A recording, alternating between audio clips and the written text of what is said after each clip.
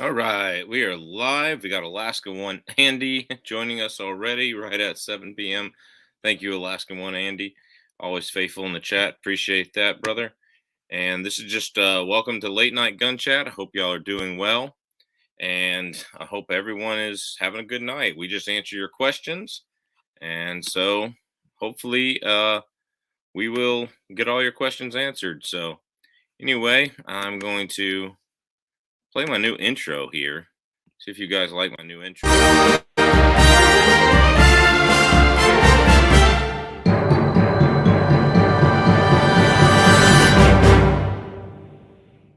Every time, every year or two, I write a new intro music to my thing. All that's written by me. So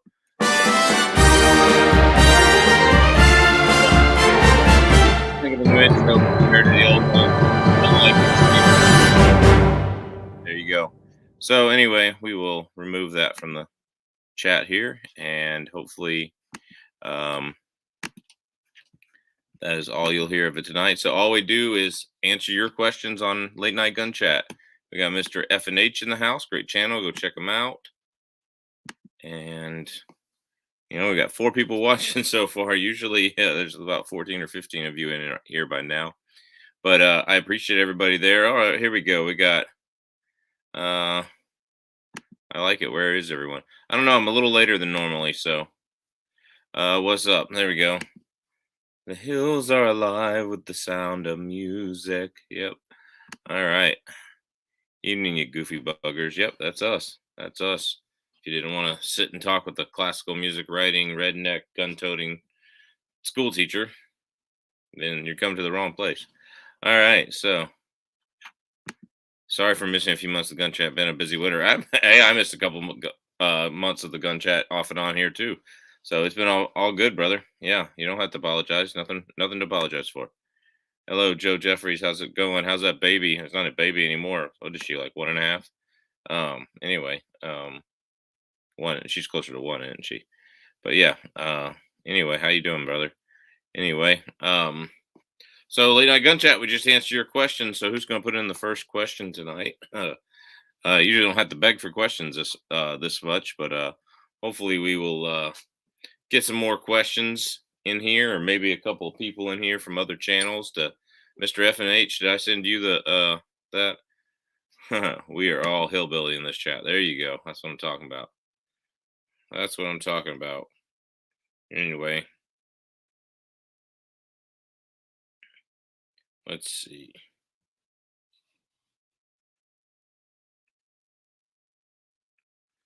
Yeah. Good evening, Hunter Kirk from North Idaho. Turned 1 on Saturday. Okay, there we go. Congratulations. Man, they grew up quick, man. It's not even funny. Like, my kid's 1.5, so I understand. Yeah.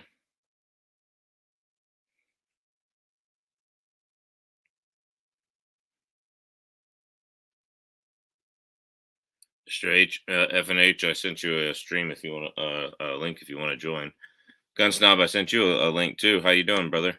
It's good. All right. First question of the evening. Hello, I've got a stock Glock 20 10mm for bear protection. Stock barrel. Will buffalo bore 220 grain outdoorsman be okay? So much conflicting info out there online. The essential answer is you shouldn't do it, but you probably can. So Glocks don't have a tight chamber support, and so for that reason, you're going to get bulging in the casings, and those being such a high pressured load that if you decide to shoot those in your Glock without a good chamber supporting barrel, you could get some blowups. It doesn't happen to a lot of people who try it. I won't shoot 220 grain buffalo bore or Underwood out of anything but my KKM or my Lone Wolf barrel. Also, I'd like to run a tighter spring for tighter lockup so that you don't have such a loose or light dwell time. There you go. So that's that. So that would be my answer, giving you conflicting information. But the idea is out there. There are plenty of people that do it and say it's okay. Should you do it? It's like shooting plus P plus in a Smith and Wesson M&P, where the owner's manual says don't shoot plus P plus. Have I done it? Yeah. So that's that. Well, man, you have a good night. You sleep tight. Don't let the bed bugs bite. All right. Just bought a 6 hour 516 upper for 485 a day. I'm starting another 14.5-inch build, pin and weld a Lantac Dragon ASR mount. Okay, cool.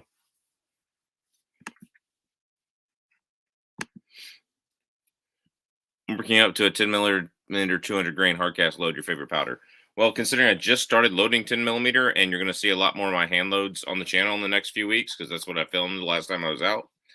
And I was shooting a 200 grain Rainier, and we did we used AA number 9.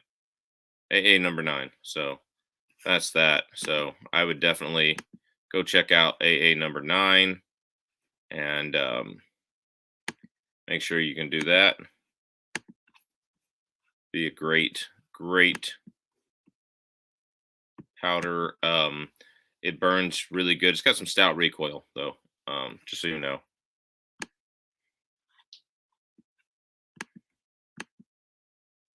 Decent replacement for Retumbo would be, but Buddy bought a 338 rum and need to figure out something more obtainable. Um, yeah, I've got a can of Retumbo sitting over here, just one. I found one day and I go, "Ooh, everybody loves that powder. Let me grab one." Don't know what I'm going to use it for. Um, yep. So anyway, let me check it out right here. I got my phone right here. Let me check it out. So I'm just going to go to the Hornady app. It's usually mild between the Barnes and the Nozzler not being that hot, so forth. Um, oh, we have got the man, the myth, the legend here. Maybe he can answer this question. What's up, Clovertack? How you doing? Hey, bro, how are you? Not doing bad. Not doing bad at all. I see you had fun at Shot Show. That was a cool video today. I watched the whole thing just for your watch time. Not because it was cool or anything, right? Well, it All the was cool. cool guns, just It totally was. for. I appreciate you toughing through it, man. It's horrible. Who likes looking at cool guns? Nobody, I right? know, right? It was Seriously, like not even. torture to make it through. Yeah. Did you see my Yeah, one yesterday? Did you see the one yesterday I did? did not see the one Oh yesterday. my God! Go back and watch the one yesterday. Yeah. That's my masterpiece. That's my work of art. That's your Van Gogh, huh? Oh my God! It's so funny. Um, so Eugene Morigeau, that's how I would say that. I hope I didn't screw that up again, Eugene. Um, which said is what would be a decent replacement powder for Retumbo? He bought a 338 rum and needed to figure on doing something more obtainable. Well, in the Hornady manual, it's not even listing Retumbo. It looks like your reloaders, Reloader 25, Alliant Reloader 22, and Hodgson 4831 are going to get you the most, along with Reloader 19. So if you got H 4831 with a 250 grain bullet, you're getting 2900. Um, if you want to go something lighter, like 200 grain bullet, again, looks like Reloader 22 and H 4831, IMR 7828, Vitavori N165. So there's all sorts of cool powders out there. Let's see. I haven't heard you say H1000 yet. That's pretty good for Yeah, Ultramax, isn't it? I'm kind of surprised. I'm looking through the manual and like I've got a thing of H1000 over there too. I'm Hmm. just hoping um that. Hey, how was Shot Show, man? I'm never gonna be able to get to go because I'm a school teacher. I just can't take off. It's either take off for Shot Show or take off to go moose hunting. That's a no big deal. Never say never, man. Never say never. Yeah, Um, that's true because I said I'd never go to the IV 88 shoot, and then I went. So so Shot Show is historically the best week ever, and this one again was yes the best week ever. Was it different? Sure, it was different, but different is not necessarily bad, and I think that's where a lot of people that were kind of dissonant and bad mouthing and everything, and a lot of those folks that were doing that didn't even go and really had no intentions of going. They just wanted to pee in the well, as my grandmother would say. Um, but yeah, I mean, lots of opportunity. I mean, There was quite a few. I've seen quite a few new creators there, and sadly, being new and not having any type of support mechanism and that sort of thing. Even though, you know me, I mean, I try to reach out to as many people as possible and help Yeah, them as much as possible and that sort of thing. But they were doing some things that. But everybody's got to learn on their own at the end of the day. But I've seen some newer creators doing some things that um, they really should have been shifting their they should have shifted their focus for this particular shot show. Um, yeah. but there was opportunity for any channel out there that was for sure 10,000 subscribers or less. Hmm. Oh man, if they didn't go, they definitely missed out on a ton of potential opportunities. It was just crazy. Companies were flinging opportunities. Conversations were great. And I'll tell you what, there was an overwhelming sentiment, at least amongst the media people, the marketing people, the booths that I went to. There was an overwhelming sentiment that days of the big, huge channels and catering to them are pretty much over.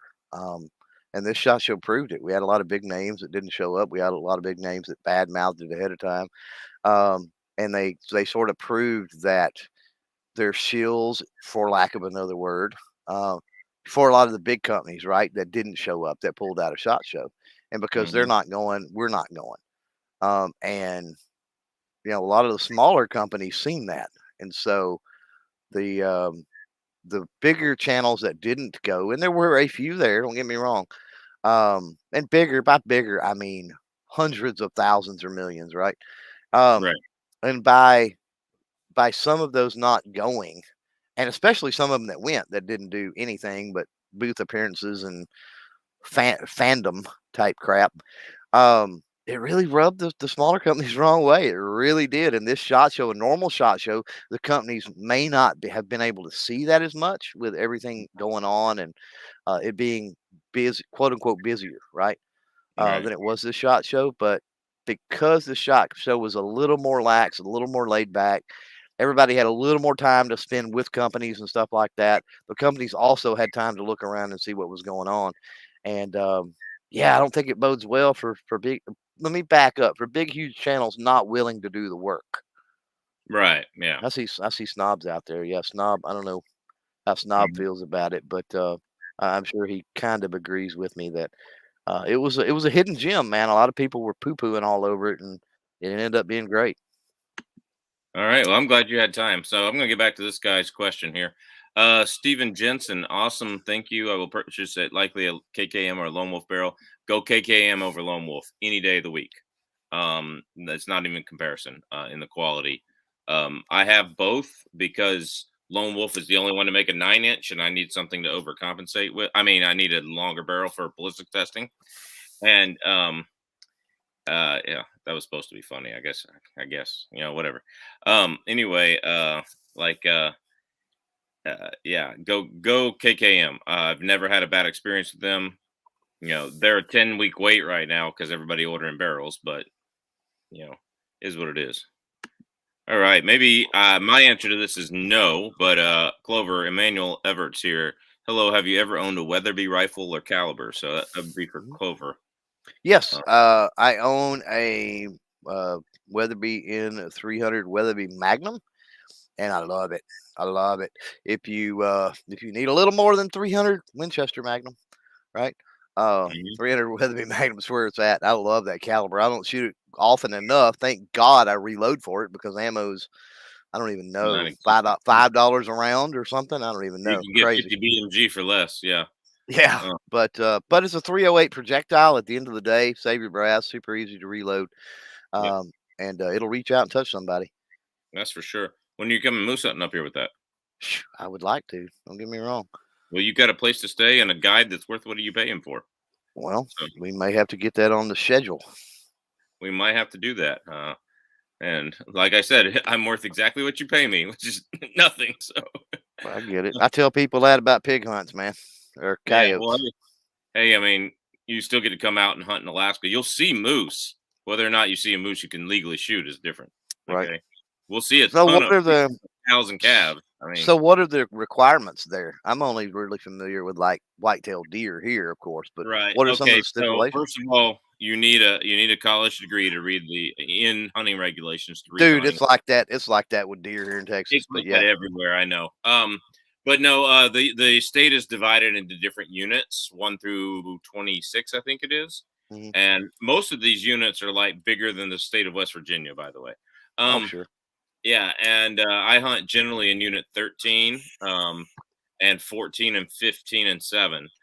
14, 15, and 7 mostly for black bear, and then everywhere else. Unit 13 is where I've killed all my caribou.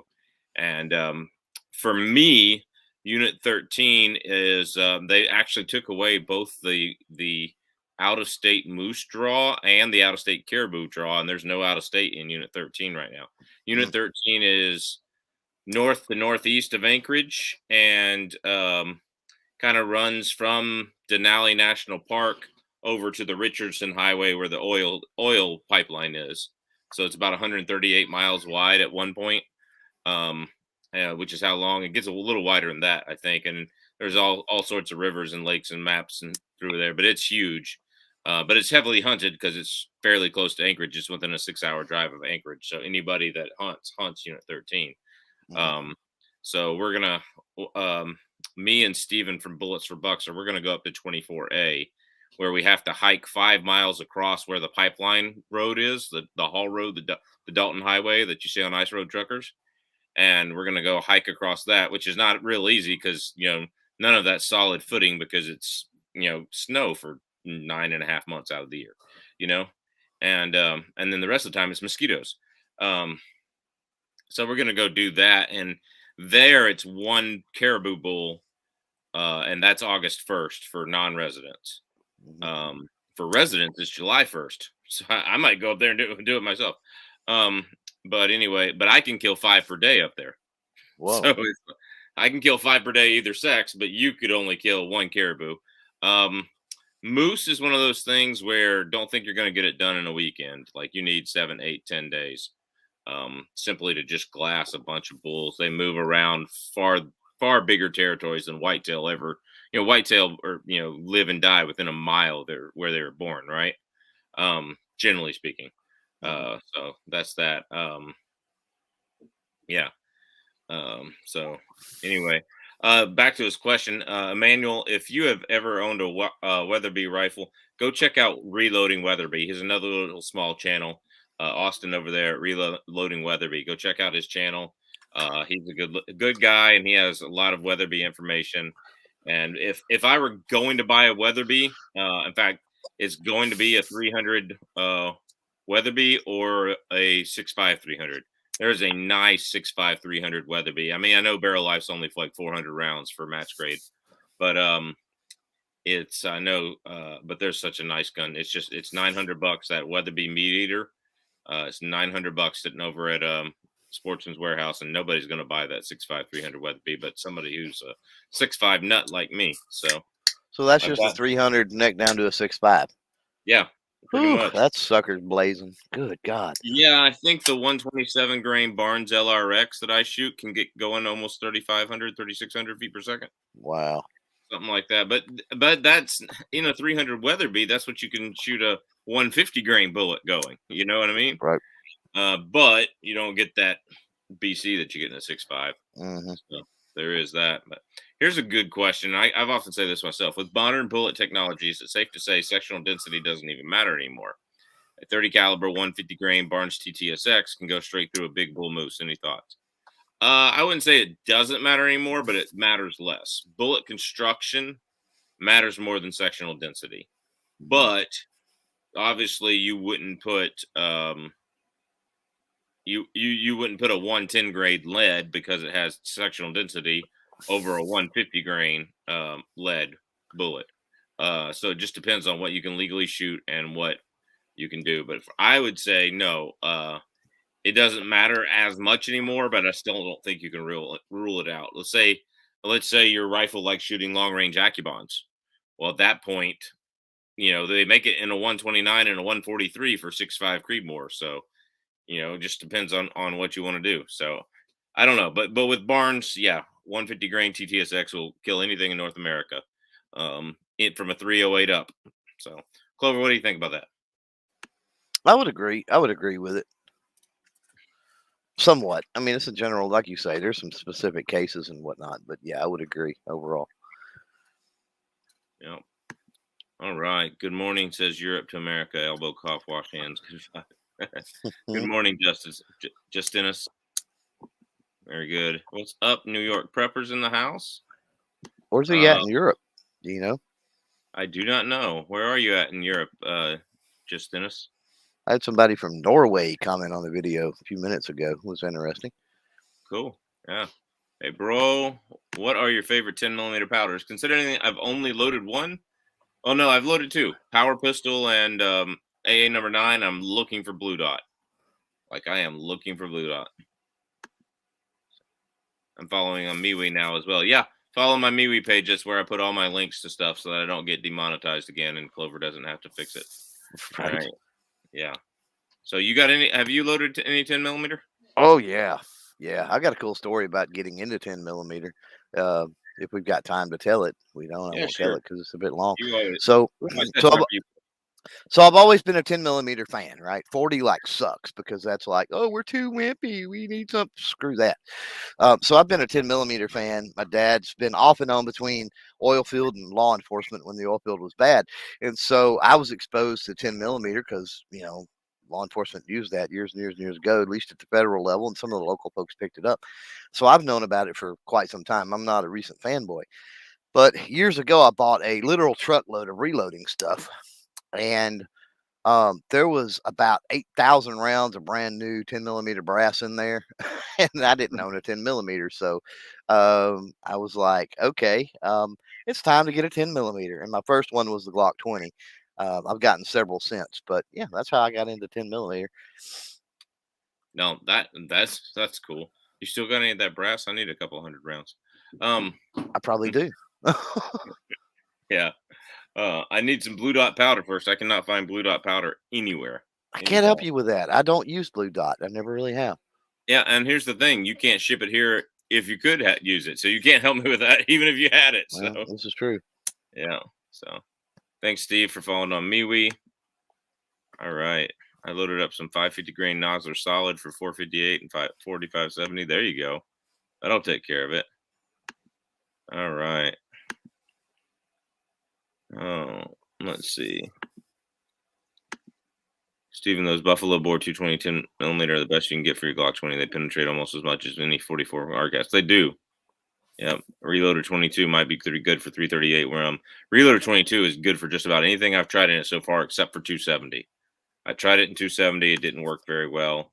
I wish I had not wasted the powder and kept it in my 6.5 284 and kept it in my 7 mag, which loves it. So yeah.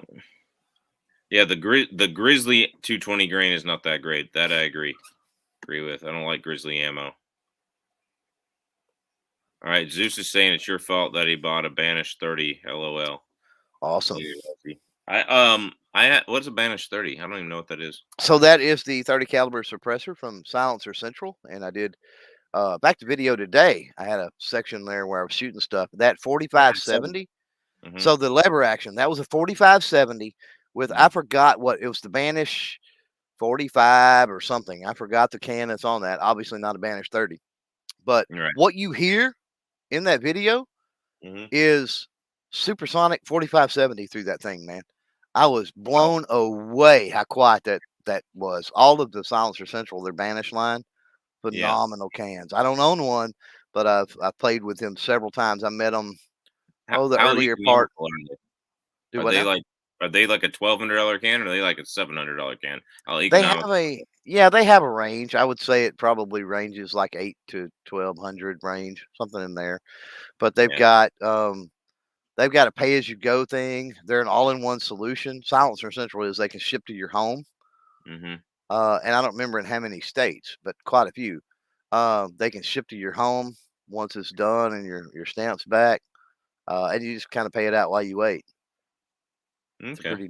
pretty neat process they have. But no, their cans are, like I said, I met them first part of last year at an event, So even though I don't own one, I've got quite a bit of experience with their lineup at this point, and they're great cans. Yeah. Hopefully, I can get it before the Russians invade Ukraine and then drop bombs over here in Alaska. But um, I have plans for 3 more suppressors. Hmm. And I want one for my big bore rifles. And by big bore, I mean well, not big bore, excuse me, my medium bore, my bolt action rifles, my 7 mag, my 6.5 Hmm. Creedmoor. Hmm. Um, Well, got the so rifles. the bolt rifle in that video that I was shooting, Mhm. also silencer central can, and that was their Banish 338 or something, I think.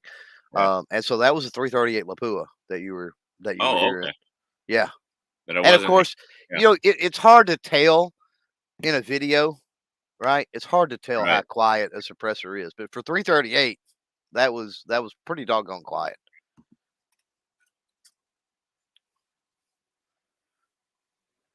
Oh, it was nice when I walked through with my camera rig. I couldn't walk past the booth without getting attacked in a good way by the booths wanting to talk to me.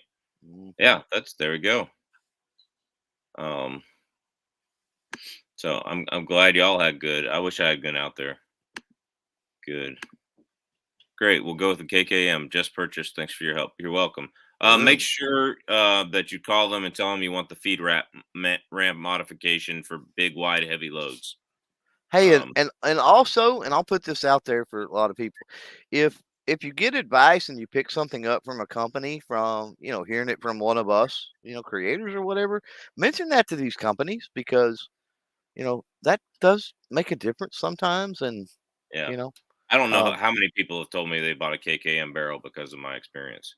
yeah, Um, and it might make a difference with things, right? You're talking about sponsorships and all kinds of other things yeah. potentially that can certainly help a creator. So, and all it takes is just a quick mention or put a note in the payment bar or something like that. Yeah. But yeah, Steven, if you'll call them tomorrow and make sure you get that feed ramp mod, because they make the feed ramp for skinnier bullets, just like Lone Wolf does. Lone Wolf won't bore it out for you until you ship it back 5 times and argue with them. But KKM will just tell them you want the feed ramp modification. I'm not sure if they're still doing it, and I think they're just doing it to all 10 millimeter. But back when I bought mine, I had to have a feed ramp modification. So it's on their website somewhere, or it was. So double check with them there that you want that feed ramp mob, so that it'll feed those 220 grain hard cast. And even so, I still shoot 200 grain hard cast mostly, because I like the balance of the speed and energy it gives me. Hmm. So it'll go through a grizzly bear skull, um, for sure. 300 Weatherby's a lot of power. Buffalo board is good but expensive, although Underwood's prices have gone up a ton. That's true. I bought a box of 45 Super. I found it on the shelf, believe it or not. 45 Super Underwood. It used to cost me 28 bucks, 28.95. Now it's 36.95. Um, so, but they haven't gone up what other things I saw. What was it? 25 odd 6 Remington core lock, 120 grain core lock or 100 grain core lock the other day for 49.95 9 25 Wow. odd 6. That stuff costs 17.99 for the crunch. You Yeah, can't tell me that it's that popular. 25 odd 6. it's All right, not. especially in Alaska, there's a cult following here, but that's that. What's up? He says, "Dagum, Clover is here. I'm out." All right, Ghost Tactical Fud chat, bro. Go watch something else. Ghost, I sent you a link. It's in one of your emails.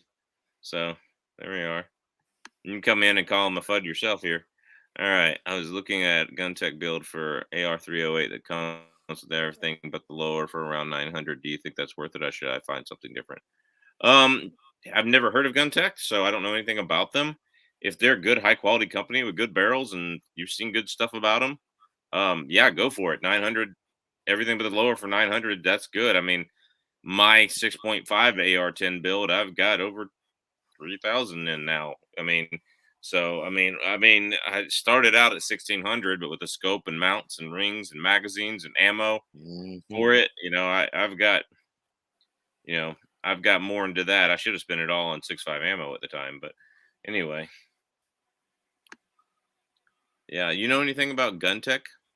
I've never heard of them. Nope. unchecked build kit. I'm gonna have to look this up. Let's look this up while we're here. But when Gun. you get into ARs, I'm very old school. I mean, my last AR build was, holy crap, 10 years ago. I don't even know at this point. So Yeah. The other thing about building an AR-10 is it's not everything is the same. Everything on an AR-15, you can get anything from just about any company and it'll fit just about anywhere, right? mhm. Um, but you buy an AR-10, Yeah, um, you got a DPMS pattern and an armor light pattern. I think. yeah, and then there's just other things too. I'm looking True. them up right here. Um, it doesn't look like they have much in the way of stuff here.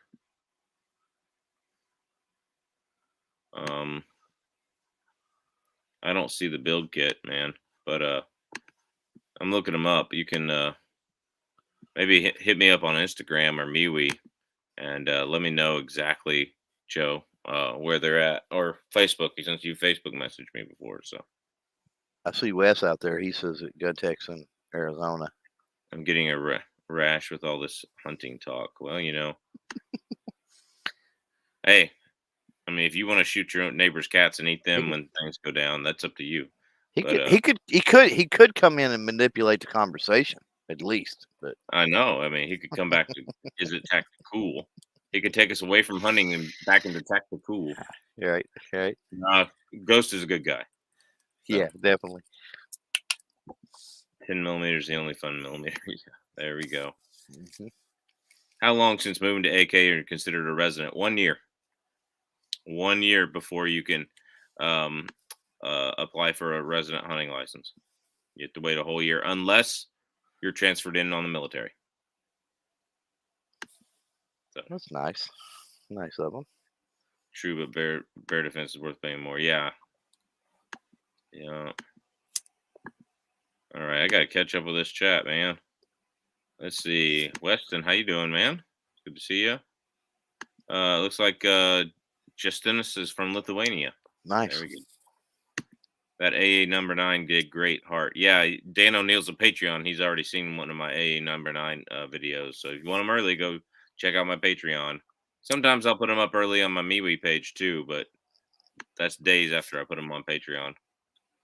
Any thoughts on 7mm STW? I've never really shot one or dealt with one. I know it's a little bit better than 7mm Rim Mag. If you like it, get it. It's one of those things right now. Right now, all ammo's hand loading anyway. So if you like it, get it. That's what I'd say about that. It's a great round. I mean, it's made to shoot high. It's kind of like made to shoot high BC bullets. It's kind of like the original 300 PRC, if you will. Made to shoot those higher bullets, but at faster speeds. So, is what it is. What do you have any? You ever shot a 7mm shooting times Westerner? I have not. It looks good on paper, Yeah. but that don't always pan out. 224 Valkyrie. No. I'm wanting a 10. Yep. Me too. I want another 10. So, um, he says I got the new M&P 10mm J Dog. How's it running heavy bullets? I've heard a lot of problems with it running like the 220 grain hard cast or the 200 grain hard cast or really heavy 180 loads, those kinds of things. How's it running heavy loads? All right.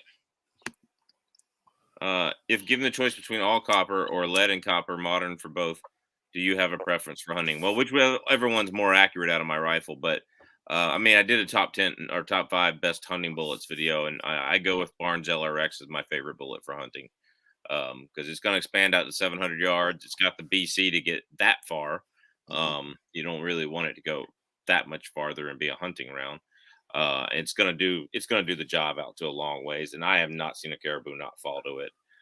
Even in 6.5 Creedmoor on a big old cow, and people go 6.5 Creedmoor, it doesn't kill my deer. I gotta track it for miles. But don't shoot it with an ELDX that explodes. But that Barnes LRX went right through the boiler room, clipped something, twisted, and came right out the spine. I mean, you can't. I mean, 6.5 Creedmoor and something that's bigger than a whitetail deer by a significant amount. Mhm. Yeah, you can't complain about that. So Yeah. Well, it kind of goes to what you said earlier that it really does come down to the design, and the tech Yeah. with design of projectiles has just gotten way better. Yeah. There you go. I agree. To be honest with you, if my rifle likes Barnes LRX, that's what I get. But the Federal Terminal scents are really good as far as a bonded lead bullet. Hmm. And when I found two boxes for 7 millimeter rim mag, even though I have better accuracy with LRX and have a bunch of them hand loaded up already, when I found two boxes of the Terminal Ascent loaded ammo the other day, I bought both boxes. So it was like, because that's a better, it's a heavier round, a better, if I ran into a brown bear, it's got a better sectional density. So, you know, um, but the construction on the LRX, even if it's going so fast that it's going to break its pedal off, that those pedals are going to shed 12, 13, 14 inches in there. That core is just going to keep punching through. So, yeah, I mean, and besides, like I say, everything has ear holes. So up here, I mean, you run into a big grizzly bear, and all I got is 145 grain LRX instead of a 175 grain Fusion or 175 grain AccuBond for my 7 mag. Everything has ear holes here. I hunted all last year with my 6.5 by 284 Norma. Um, I didn't get anything, but that's what I was going to do. So I was going to big old grizzly steps out. I'm gonna hit him up with it. I mean, everything has ear holes. So, what do you? I mean, do you have a choice modern for hunting? Do you have a preference between um, uh, copper or lead and copper? I usually go old school. I mean, you're talking about, I'll use whatever with pigs and coyotes, right? Because I mean, it's not game. Who cares? Um, but with whitetail, which is pretty much it here. I go old school, man. I go with like the core lock and the what's the Remington? I mean, the Hornady version of that. Can't think Interlock. of it. Yeah. Interlock, yeah. Yeah. Um, I usually that soft tip stuff usually is what I use. I think that's fine. Yeah. Right shot placement, and you're good. And around here, you're not getting long shots anyway. If you're lucky. I mean, I say lucky. If you're unlucky, 75 or 100 yards is it, and Yeah. it does fine. There you go. All right. Let's see. Just a grizzly ammo for 500 Magnum had poor penetration. Was it hollow point? So no. Hey man. Hey, I'm late. It's my Texas homie. There you go. My East Texas homie. There you go. Teddy Two Guns is talking about you. I think right there. Hmm. Buffalo Boar and Underwood are the 2 millimeter I like best. Yep. 30% less penetration from the grizzly ammo. Yeah, for me it was their wild standard deviation. It went from like in 45 plus P. It went from 185 grain plus P. It went from like 980 to 1120 in the same box of ammo out of the same gun on the same day. So Hmm. Hmm. it's actually more consistent out of my Glock 30 than it was my Glock 21. 2 years. What am I supposed to do in the meantime? Freeze the shit. Okay, what are you talking about there, Darth Yogi? Oh, Oh, residence maybe or something. yeah, it's only 1 year. I mean, the day you move here, you can. It's a year from that day. So, okay, banish the 46 is a lever gun and all caliber down to 243. Thanks, Zeus. I couldn't remember. Yeah, see, if I'm gonna buy something that's gonna fit all calibers down to something, I want it to go ahead and fit my 5.56 too, as well. You know what I mean? That's true, but I mean, you've got certain things like a larger caliber can just simply because of bore size, right? Right. Is not going to disrupt direct the gases the same way. So it's not going to be quite as effective as having a can for that specific caliber. Agreed. And Like, also, you have like I can put my 308 can with an adapter on a 22, but good God, it's heavy. It shoots weighs 8,000 pounds compared to a 22 can. So you get that issue too, depending on if you go bigger. Are you mhm, able to deal with the added weight and the added length, and sometimes the added diameter? yeah, and so like that's true. And but if you get the hybrid 46, which is almost the same exact thing from who is it from Silencer Co. Hmm. Um, Hmm. yeah, if you get that, you can get different end caps, and that'll help trap a lot more of the gas. So you can Yeah, with different end caps. You can put a 22 caliber end cap when you want to shoot it it on your helps. 5.56. That And helps. Yeah. Yeah. significantly helps. Still not as good, but it does help. No, And dead air, a lot of companies offer those different end caps yeah. nowadays. Yeah, So it totally. just seems like to me if you're going to buy one suppressor to do it all, you would do that. Now I don't plan on that. I plan on getting something mid range for my a 30 caliber for my seven Hmm. millimeter and my 6.5s, right? And then Yeah, I plan on getting two 5.56 and one more 22. right. I don't have any desire to suppress my 45 I'm 70. I so don't, I'm you know. not snobby with a lot of things. I'm really not. When it comes to optics, when it comes to firearms, I'm really not that snobby. When it comes to cans, I get pretty snobby. I've Mhm. got three Form Ones, as a matter of fact, because for the purpose I was looking to do them, it's like I couldn't find anything that I wanted to not only spend the tax stamp, the weight, and blah blah blah, but all of that on top of once all that happens, is it going to be something that I like, right? That's the Mhm. issue you run into with cans and why we need to get rid of the NFA and they need to come off and all that is Yeah, because you need to be able to go and buy that can, take it home and go, crap, this sucks. It don't work. And then take it back and buy another one. You know what I mean? I know exactly what you mean. Um, yeah, so I agree with that. I bought a cheap 22 can, the Rebel, before they went out of business. Hmm. And the thing's quiet. I just hate taking it apart and cleaning it. It's terrible because Yeah. it's a screw together design, and if you don't put enough anti seize on those threads, Yeah. yeah, And you're 22 is one of the worst as far as being dirty. God, you oh, don't hardly absolutely. get you don't get any worse than that. And it turned my Smith and Wesson Victory into a gun that would feed almost anything that was good Hmm. quality, high Yep. high pressure ammo, not high velocity, not hyper velocity, but high velocity ammo. It Right. turned it into that into something that it was extremely picky. Yep. Like it's way more picky suppressed than any other than it was unsuppressed and than any other 22. My Ruger 1022 with that can on it fed a whole lot of things that my Smith and Wesson would not. In Yeah. fact, my Smith and Wesson, it came down to liking only the 45 grain suppressor loads from CCI. But typical CCI, if you buy a different lot number, they have a different point of impact. I mean, I don't know if you noticed that with mini mags before, but Yep. you buy Hmm. two different lot numbers of mini mags. I've seen them be this far off, 8 inches off at 25 yards. Yeah. Yep. Um, I mean, CCI makes great ammo, but you use a different powder one time, and that's what happens. Yeah, if and it's a lot of other things, man. It has to do with rim thickness. It has to do with the projectile weight and, when they crimp it and how it's crimped. And, that's why match ammunition is so high is if you talk to Ely or any of these companies, Hmm. and you see the precision they go through with the manufacturing process. Most companies don't do that, right? They don't do quite that level. And it makes a difference. And if you shoot competition, especially rimfire competition, which I've got a couple of decades in, um, yeah, I mean, you have to pay attention to lot numbers, and if you stock up with as much as you can in one lot number, obviously to shoot competition.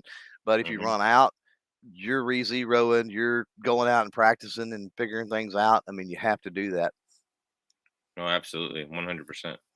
All right, thoughts on Glock 20 versus Glock 40? I only have a 20. Hands down, it's the Glock Model 40, man. Yeah, It's so much smoother to shoot. That heavier front end, unbalanced front end, takes the recoil right out. The 4.5 pound trigger, is nicer. You got the MOS system. The sight radius is longer. You can pick up the sights faster.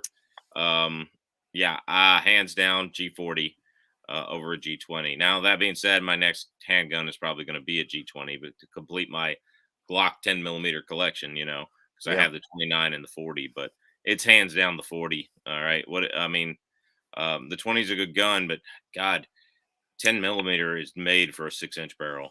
Like that's yeah. where you get the sweet spot of really, really good speed is a 6 inch barrel, 10 millimeter. And when you're talking bear protection with that hard cast round, you want speed. So, Mhm. all right. What do you think, Clover? Well, I've got the 20. I love the 20. But hands down, I would say 40. I don't have the 40. I have shot plenty of them. And as soon as things can come back around, if I ever find a decent price on a 40, I will own a 40. So yeah, I go 40. Oh, I got a great deal on my 40. So I was shopping three shops at the time. I worked at Cabela's. My employee discount there was going to put me at 689, right? Hmm. From 729 is what they had. I went into um, that morning. I went into what was it? Sportsman's Warehouse, and they had it for 750. But they had a deal where if you bought $100 gift card that day, you got a $25 gift card free, and they capped it at $500. So um, they matched the price from a third store, Alaskan Ammo, which is a local store here, a wonderful store. Which means I need to, since I'm talking about specific stores, I need to turn monetization off on this video. Um, but anyway, I went in there and they had it for $6.99 regular price. I'm like, well, cool. Well, they Sportsman's Warehouse called them and matched their price. I ordered it online because they'd sold out the one they had in stock. And I ordered it and they shipped it to the store and all that jazz. Paid me the $50 for that, and I bought it with the gift cards I used, and I got $625 in gift cards, 125 of it for free. So I only ended up paying $575 out of my pocket for that gun. Nice. So, yeah, which is cheaper than the price on a Glock 20. So, Yeah. can't Nice. complain about that. What if I buy property? Is it still 2 years? Are you a resident? You can own property, but if you're not a resident, you don't live on the property, then it's still 1 year before you can buy a hunting license. Not 2 years. Where are you getting this 2 years number? That's weird. All right. Is 350 Legend a reincarnated 30 carbine, or there's significant? Oh, there are significant ballistic differences. 350 Legend Majorly. shoots a Majorly. much heavier bullet at about the same speed, if a little bit, but not a little bit faster. If I'm not making. All right, you know more about the 350 Legend than me, don't you, Clover? Yeah, think 30-30 in a straight wall. Yeah. That's the easiest way to do it. 30 carbine is my grandfather. Good Lord, Korean War vet, and he's dead and gone now. But man, you get talking guns and stuff, and every single time he would curse the 30 carbine. Man, he said he's seen so many good soldiers lost their life because the 30 carbine was just so ineffective. Yeah. So I've got one, and I shoot it and whatever, and it's fun to shoot. But yeah, I would never consider hunting or anything like that with it. My That being opinion. said, my dad killed his first deer with the 30 carbine. Can you? Yeah, you can. Yeah. Yeah. One shot right through the heart, fell right there. Hmm. Um, so, but is it good for somebody who's dressed up in winter clothing with a flak chest on, who's charging up the chosen reservoir? No, Right. no, Right. it's not good for that. And it's not that. And you got to I realize he was used to the Grand, right? Before that come out, the big leap, right, from the Yeah, big Grand to the leap. 30 Yeah. carbine. Have you guys shot a Caltech PMR 30, 22 WMR, or any other 22 WMR? I used to have a couple of bolt action or a bolt action 22 WMR. 22 WMRs for a rifle, man.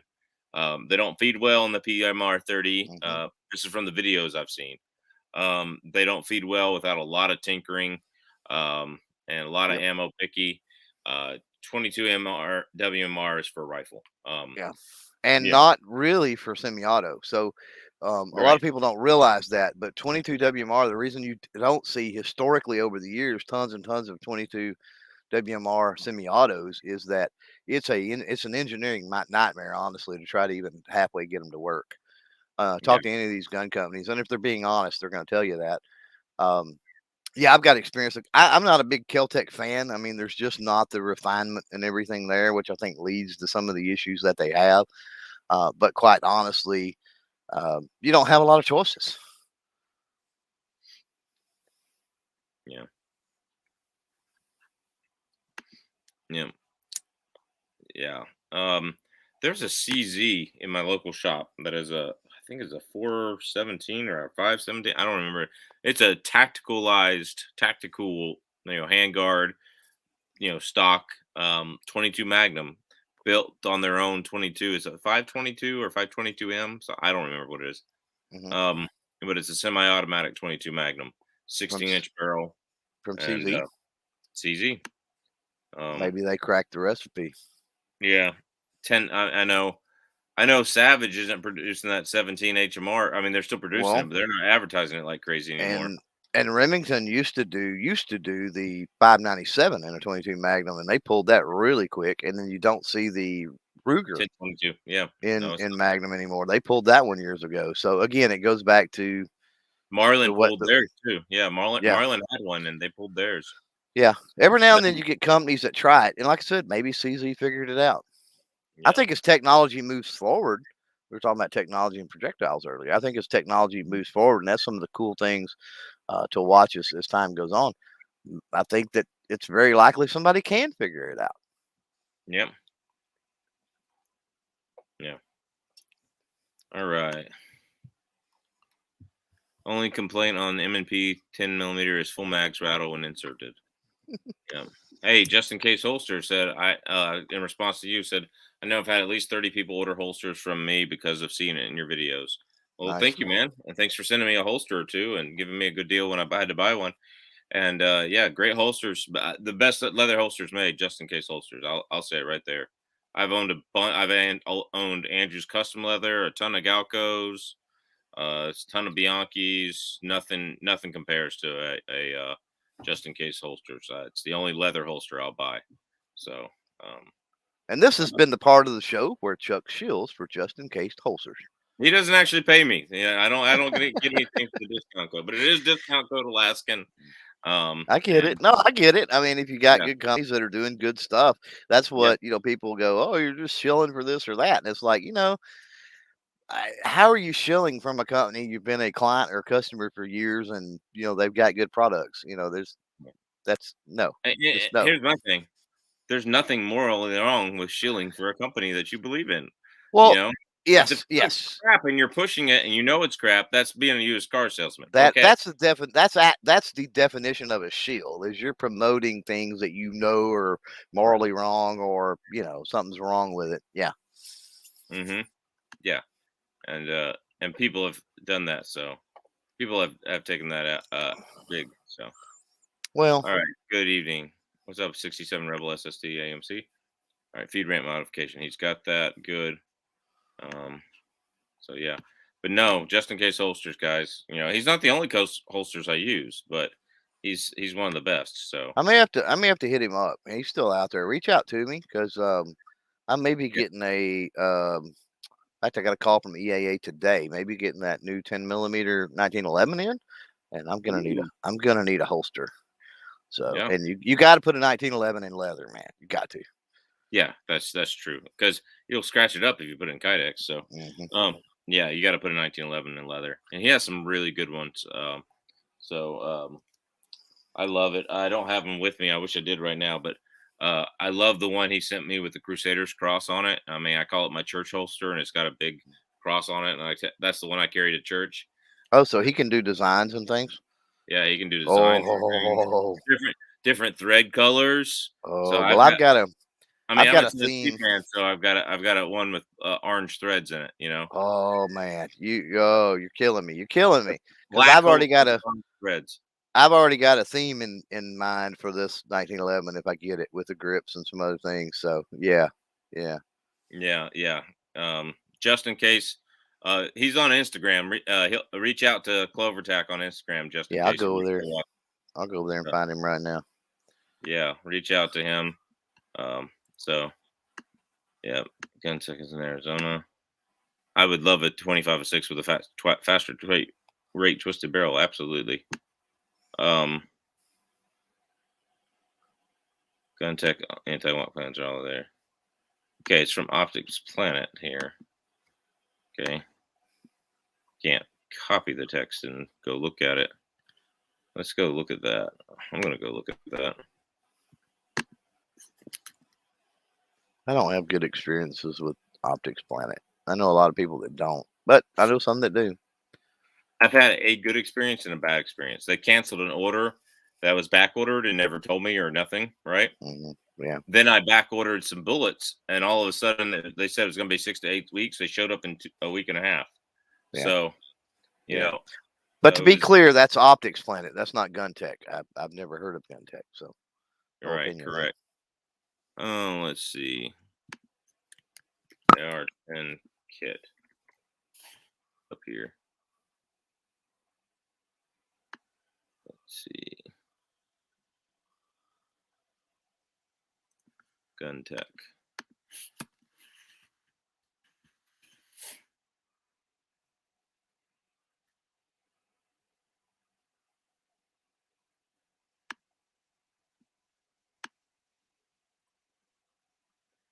Yeah, it's not coming up, and I can't do that. I can't do that link from in here. So I'm in the chat yard, in the yard. So there. So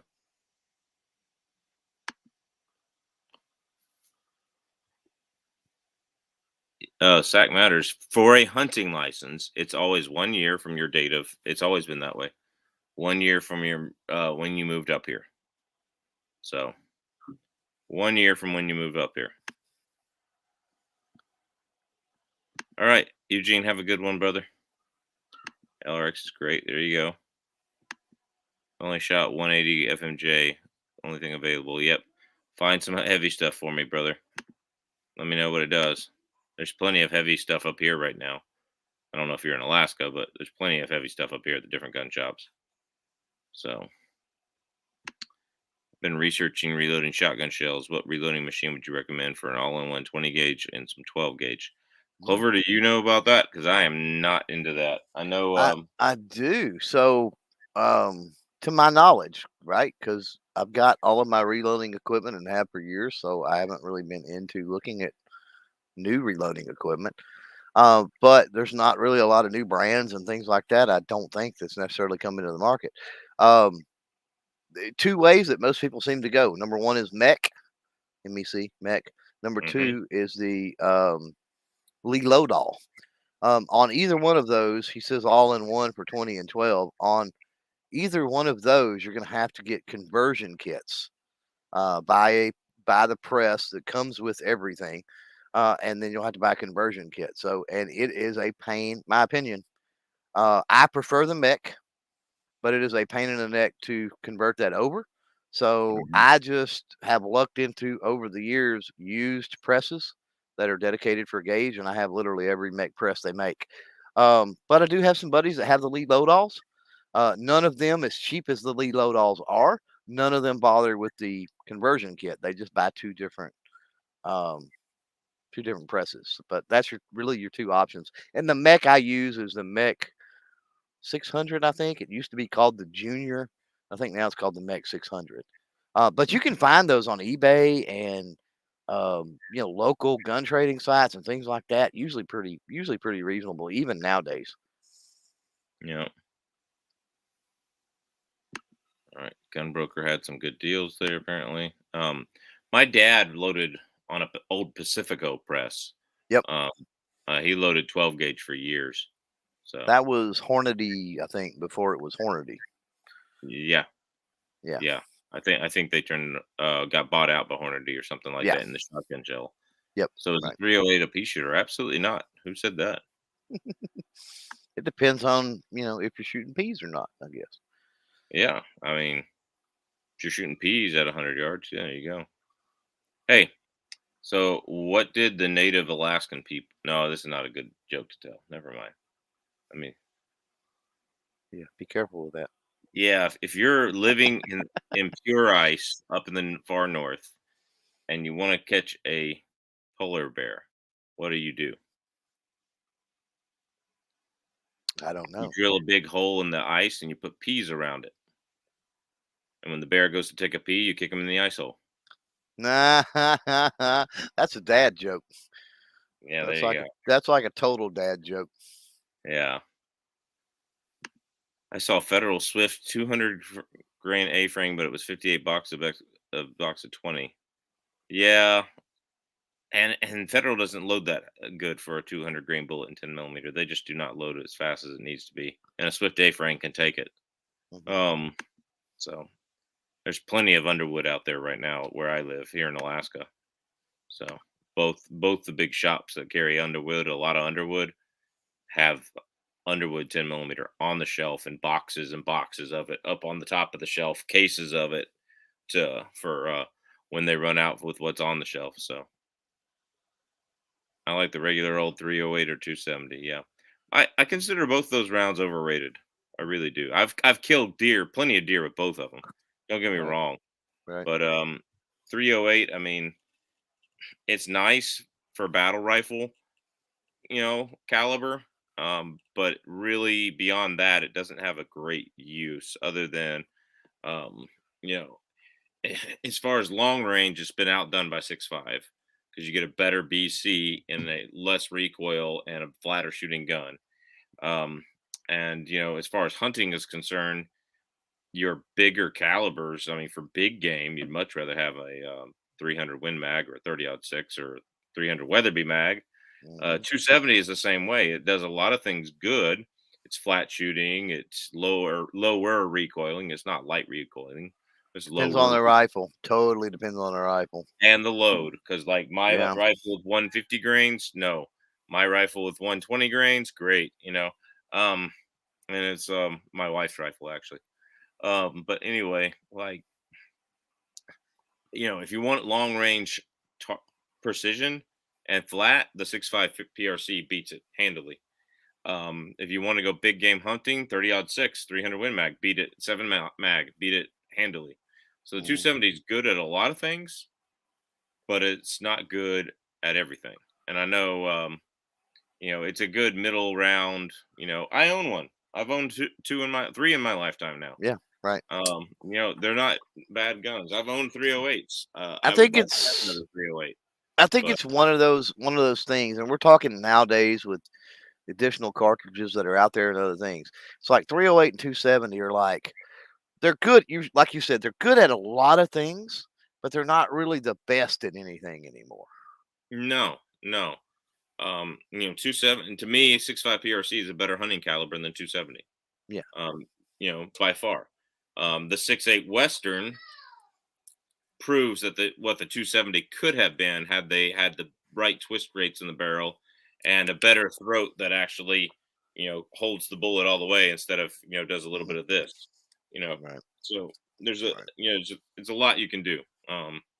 So a lot of those older rounds. 308 is a great round. Don't get me wrong. I killed my first deer with a 308.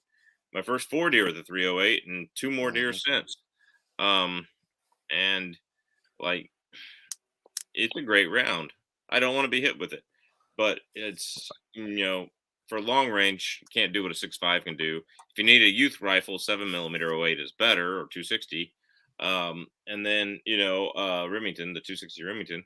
If you need more power for bigger animals, you got 30-06 300 Win Mag. Like I don't know, like for me, 308 and 270 are two of the top overrated calibers out there. They're fun, they're good. If you like them, get them. They're not bad. You know, it's it'll do the job. They'll do the job, but it's just like there's a bunch of other stuff out there you can do better. All right, got some trolls in the house. There's some trolls in this house. Some There's been a trolls. rash of those on lives lately. Yep, I am block user. All right, let's see. I'm here for several winters now, and I'm considered a sourdough. Did it, y'all? There you go. Yep. It was my bad for the 2 year mark. I've been told by countless people who have moved here it's 2 years, maybe something.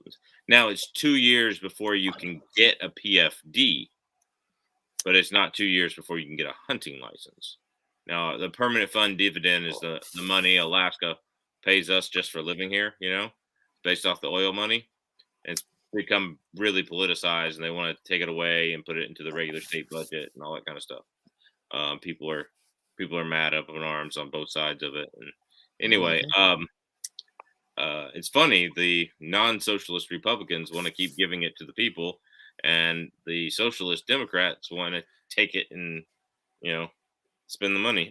So is that a set amount per person, or is it like progressive? It varies from on the oil profits from year to year. So, No, I mean from but person to but per, person. but per person to person, you get the same amount. Oh Uh, wow. Okay. so like yeah, um, and it Are we I mean talking a lot without getting nosy? I mean, I don't want to get into your business, but I've always it's been been as curious. high as $2,200 a person and as low as $700 a person when I've been here. Wow. Okay. Okay. So if you're a That's family of interesting. 5, you can put away some money with that. You can go make a down payment on a car, and consequently, Sure. cars, 4 wheelers during that time go up in price. Like they're Right. jack. It's on sale. It was this. We're selling it $500 less than we did last week. Yeah. hmm Right. But the gun sales at the gun counters are really good. Then Sportsman's Warehouse has good gun sales. Then, so I'll tell you that Yeah. much more. Yeah. That's when I bought my first 4570. My second 4570. Question buying a Gen 40 this week. A Gen what 40? G40. I've got Glock knuckle from a Glock, so with stress frame 10 millimeter from, should I stay away from the trigger guard or undercut modification to maintain gun integrity? I never undercut because I have small hands, so I never undercut. I do like it. I never do it. Yeah. What do you think? No, I agree with you. I'm in the same boat. Yeah. Uh, I don't honestly think that the undercut would make that much difference yeah. because of how well I'm just going on years of shooting my 20, and I would think that the 40 handles it even better. Yeah. And where all of the force and the flex seems to occur, it's not in that area. So I think it would probably be okay. But Yeah. I don't do undercuts. I'd say just Dremel, or just even just take sandpaper until you get a little bit of a dip there. And I would, I wouldn't not even do that. I don't really do undercuts, but you know, do what you think's best on that one. I don't undercut, so But I also don't know what Glock knuckle feels like. So the Dead Air Sandman S ready for 300 Win Mag. It's tested out by Special Forces on light machine guns and the 240 Brog. yes, it Okay, is. good. Yep. For the high price of Buffalo Boar and some other animals, I will load my own 10 millimeter 44 for the FM9 16-inch. I will load some slow powder to get the most out of it. So for a Foxtrot Mike 9 16-inch, 9 millimeter, are you going to load power pistol or a number 7? That's what's gonna. And the thing about a 16-inch 9 millimeter is you got to load. If you load 147 grain bullets, it's like a 230 grain in a 45. You have a long bullet, and now it's going to be burn out in 8 to 9 inches because there's not as much powder. And then for the rest of that 16-inch barrel length, all you got is friction. So it's actually not going to go but 50, 70 feet per second faster, if that. It's probably going to go, 20, 30 feet per second faster in FM9. To get the real speed out of a PCC, you need a 90 grain.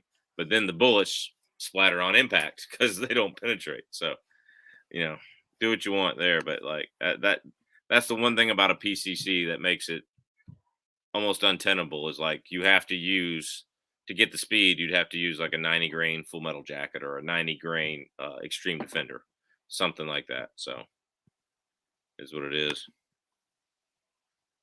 Ordered a hybrid 338 and have an Omega 300 NQ. Okay, there you go. Like, sorry, a hybrid 46. There you go.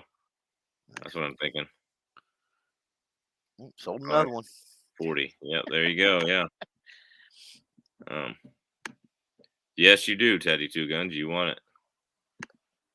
Teddy needs to buy two, and then I'll come over and pick up mine when he's done. There you go. Is there any product that prevents the nasty 22 buildup? No. Nope. Nope. There is Um, definitely some snake oil salesmen out there that'll tell you there are, Yeah, but I'm no. not going to shill for them since we're talking about shill, but Powder Blast gets it off really good in a Mhm, 22 can. That Powder Blaster from Break Free, mhm. that's the only thing I found that gets it off. Do not get that on anything plastic. It will melt the absolute crap out of it. Ask Good me to how I know. know. I melted the trigger guard on one of my kids' 22s one time because I picked up the wrong can. Yeah. My dad is a living Korean War vet on hell with on wheels, 45 vet. Well, thank you for his service, my friend. Nice. Yeah, my They're getting grandfather's from Korea too, so they're getting few and far between, unfortunately. I mean, if I buy property and live on it permanently and get my DL at the same time, is there a wait time? Yes, 1 year before you can buy a hunting license, 2 years before you can get a PFD.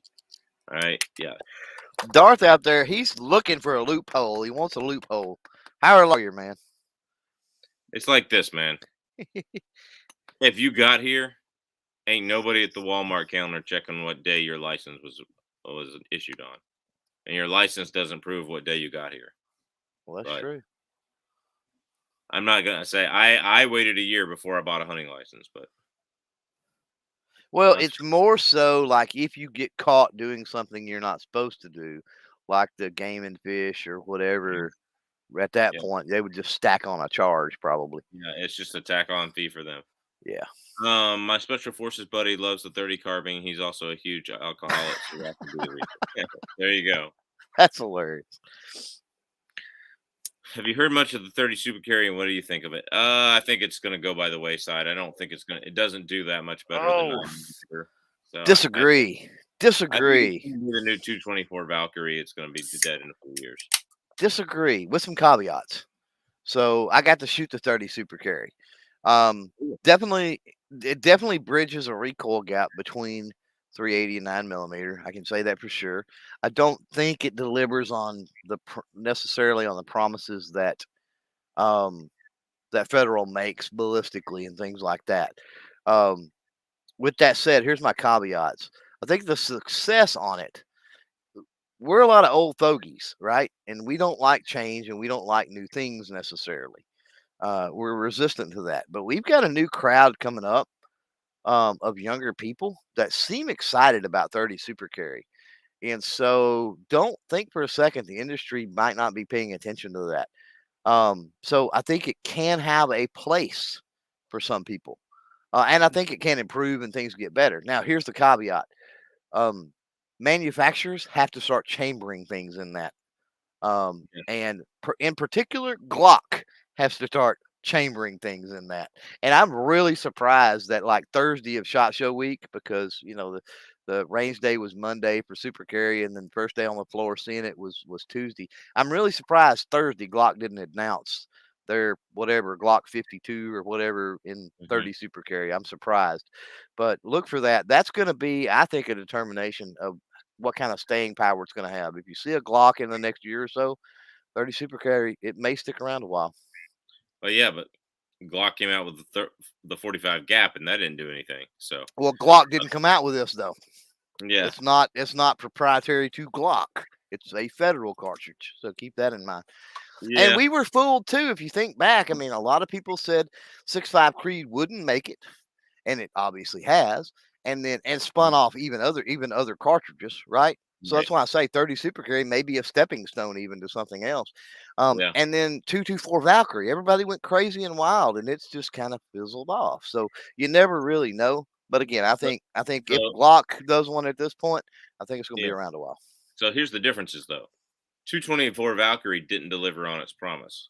It This is could true, not stabilize those 90 grain bullets without going to a custom 1 in 6.5 right? torque barrel Yeah, or whatever it was. It was not a 1 yeah, in 7. It was and so people quit buying it because they just had tons and tons of accuracy issues. They were getting accurate groups of other stuff, but they wanted that 90 grain high BC long hmm, range driven at like 2800 or 2850 or whatever it was right out of that right, cartridge. right, And 6.5 Creedmoor has delivered on what it was designed for. It was designed for a short action caliber to be flatter shooting than 308 mhm. for long range target. It can be a hunting gun. It's not your best hunting caliber for a lot of reasons, but it can be a good hunting gun. I mean, I have a caribou in my tummy and parts of it still in the freezer that would argue that it's a good hunting gun. Sure, Um, and the 6.5 Creedmoor, spinning off the 6.5 PRC and the 6.5 RPM and some others, like the 6.5 Creedmoor really did its job, like whereas yeah, 224 Valkyrie don't. So if the 30 Super Carry does not get those numbers in the gun that people can afford, which is the Smith and Wesson right now, nobody can afford the Nighthawk Custom, right? yeah, exactly. Comparatively. Um, and so you have a $3,000 gun and you have a $400 gun on the market right now. Yeah. And so if there's not a Ruger 1911 in it for Oh, 650 or 700, and there's right. not a Kimber in it for 1,000, and there's not a Glock in it, like but those numbers on the box come from that 5-inch Smith and Wesson or Yeah. 5-inch Nighthawk. There's Right. no way they got those numbers from the 4-inch Smith and Wesson. Correct. So, Correct. yeah, And you hit on something now that I left out. When I said that I think if we see any longevity, I mean Glock's got to chamber something. I think you're right in that Taurus is going to have to chamber some stuff too. And I'm not talking about a 1911. They're going to have to chamber mhm, some kind of a pocket yeah, pistol, one of their yeah, smaller ones, absolutely. and Ruger as well. Hmm. I think you're going to see some major manufacturers pick it up and run with it if it's got any longevity. All I'm saying is that let's not be resistant to change. Let's let it Oh, play out and I'd see love what to go happens. shoot it, and if And it at shoots this well point, and I can find ammo for it, I'd carry the gun. Like, yeah, if it does what it says it's gonna do, if I could get that Smith and Wesson Easy series for less than $400 at my local mhm, dealer, and I can put 12 rounds in it instead of 11 rounds in it instead of 9 in the single stack magazine of the 9 right, millimeter, right? yep, Um, I can put a yep, few more rounds in it, and it's getting me the 350 foot pounds of energy and the 15 inches of penetration with a Spear Gold Dot or a Federal HST. Okay, I'll go carry it. I would carry that. Like that does not bother me because I mean, shot placement with is everything. That's a better caliber than a 380. I get a few more rounds when I need to really tuck it deep, and when I go someplace, mhm, if I need a gun that when I'm playing piano at church that I can just, you know, my shirt covers it really well. Like I'd yep, much rather have that than my Shield yeah, 40 that I have right now. That's what I carry at church is my Shield 40. mhm. Um, and like I would much rather have like a good super carry with like 12 rounds in it or something like that. Don't get me wrong, but I have no problems concealing a Glock 19 or a Glock 29 or something like that. So why am I going to go buy this when I know my Glock 29 will give me the 18 inches of penetration that I really need? Well, I 18 inches in gel is what you really need to get 12 inches in the body if you read the original FBI stats. And everybody has misconstrued that over the years to get 12 to 18 inches in ballistic gel is what you want. No, you mhm, want 18 inches to get 12 inches in the body, in the human body. That's what they originally said. And right. so, like the 15 inches is telling me I'm going to get 9 to 10 inches in the body. Well, as long as you're skinny and not wearing winter coats, that's good. So, Yeah. Well, I mean, my opinion, first of all, because I mean, a lot of the folks out there listening to this may not understand. I'm a big 380 guy. mhm, For years now, love 380. Two of my primary carriers are 380. I don't have a problem with it with the right, especially with the right ammunition. Um, and so my perspective of the 30 super carry may be different from others because of that. mhm. Admittedly, I'm just saying with my experience, which is limited. We shot it through the Smith and Wesson EZ. I did it range day. I didn't even bother shooting through the Nighthawk because it's like you said, unobtainable with the price point and everything. So I shot it through the EZ, and I mean, I liked it. I'm not ready to throw it under the bus, so we'll see how it goes. Yeah, no, I'm sure it's a great shooter. I'm sure it's a great shooter. I just think that you know and they may have had it in research and development for a while, and I don't blame them. Coming out with a new caliber during an ammo crisis that only Right, has limited support on guns, I think it's a right, recipe for disaster when most everybody else is struggling to get their 9 millimeter that they want.